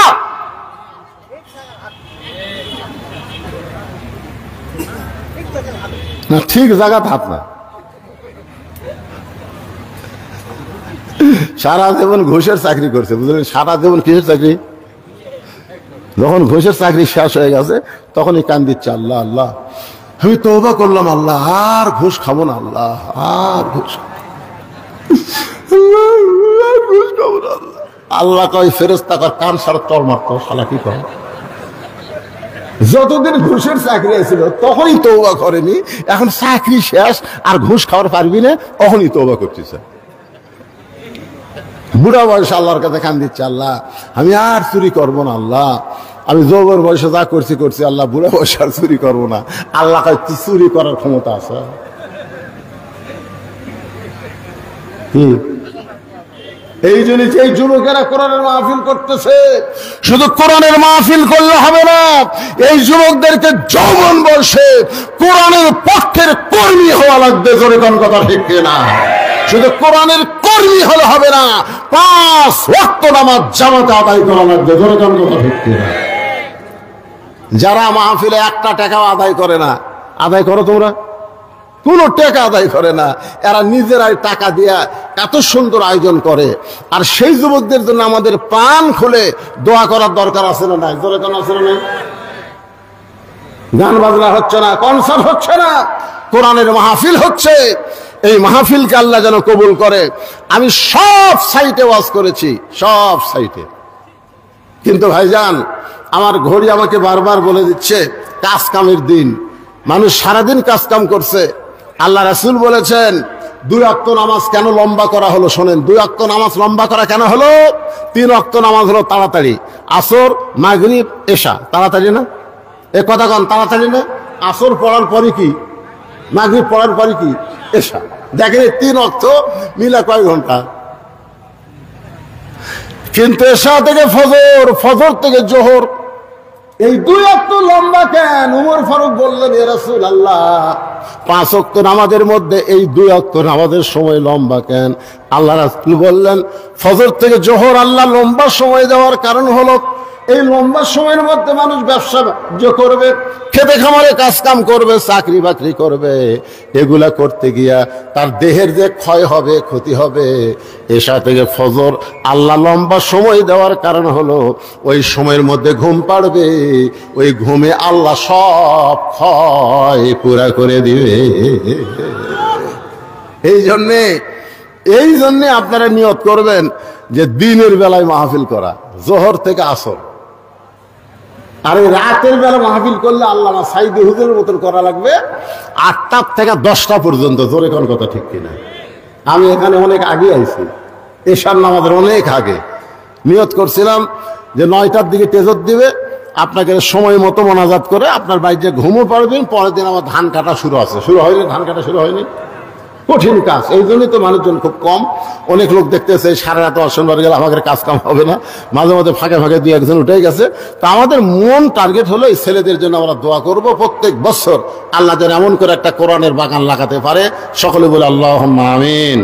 সকলে ইস্তেগফার পড়েন, আস্তাগফিরুল্লাহ রব্বি মিন কুল্লি জামবি ওয়া তুবু ইলাইহি লা হাওলা ওয়ালা কুওয়াতা ইল্লা বিল্লাহিল আলিয়্যিল আযীম। আল্লাহুম্মা সাল্লি আলা সাইয়্যিদিনা শাফিনা নাবিয়িনা মাওলানা মুহাম্মদ ওয়া আলা আলিহি ওয়া সাহবিহি ওয়া বারাক সাল্লিম। আল্লাহুম্মা আমিন। আল্লাহুম্মা আনতাস সালাম ওয়া মিনকাস সালাম তাবারাকতা ইয়া যাল জালালি ওয়াল ইকরাম। আয় আল্লাহ, মাগরিবের নামাজের পর থেকে অনেক রাত পর্যন্ত তোমার পাগল বান্দারা আরামের বাড়ি ঘুমকে বাদ দিয়া কোরআন হাদিসের মহব্বত কলিজার মধ্যে নিয়ে এই জান্নাতের বাগানে বসে বসে কোরআন হাদিসের আলোচনা শোনার শেষে আমি গুনাহগারের সঙ্গে রহমতের দরজায় ফকির হয়ে দোকানা হাত তুলেছি। আল্লাহ মেহেরবানি করে আজকের মাহফিল আমাদের সকলের হেদায়েতের জন্য, নাজাতের জন্য, জান্নাতের জন্য কবুল করে নাও। এই মাহফিলের শুরু থেকে শেষ পর্যন্ত যত আলোচনা হয়েছে এর মধ্যে যদি ত্রুটি হয়, ভুল হয়, মাফ করে দাও। এর হাদিয়া মঞ্জুর করো। সোনার মদিনায় নবী পাকের রওজা মুবারকে আল্লাহ তুমি কবুল করে নাও। তামাম আম্বিয়ায়ে কেরাম, আসহাবে কেরাম, তাবিঈন কেরাম, তাবিঈন কেরাম, তামাম পৃথিবীর মাটির নিচে যত মুমিন মুমিনাত আছে আল্লাহ সকলের আরওয়াহ আর হাদিয়া কবুল করো। আল্লাহ আমরা যারা হাত তুলেছি আমাদের জনম দুঃখনি মা যাদের কবরে চলে গেছে, ছোট্ট একটা শব্দ হলো মা। এর নামের মধ্যে যে কি মধু, যাদের মা নাই তারাই বুঝতেছে। এই দরদের মা যাদের কবরে গেছে আল্লাহ মেহেরবানি করে মায়ের কবরকে জান্নাতের টুকরা বানায় দাও।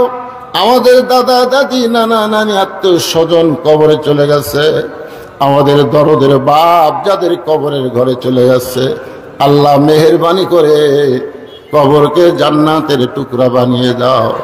যে ময়দানে গান হচ্ছিল, কনসার্ট হচ্ছিল আল্লাহ সেইগুলো বাদ দিয়া তোমার যেই সোনার যুবকেরা আজকে জান্নাতের বাগান লাগাইছে আল্লাহ এই সকল যুবকদেরকে 5 ওয়াক্ত নামাজি কবুল করে জান্নাতি কবুল করে না।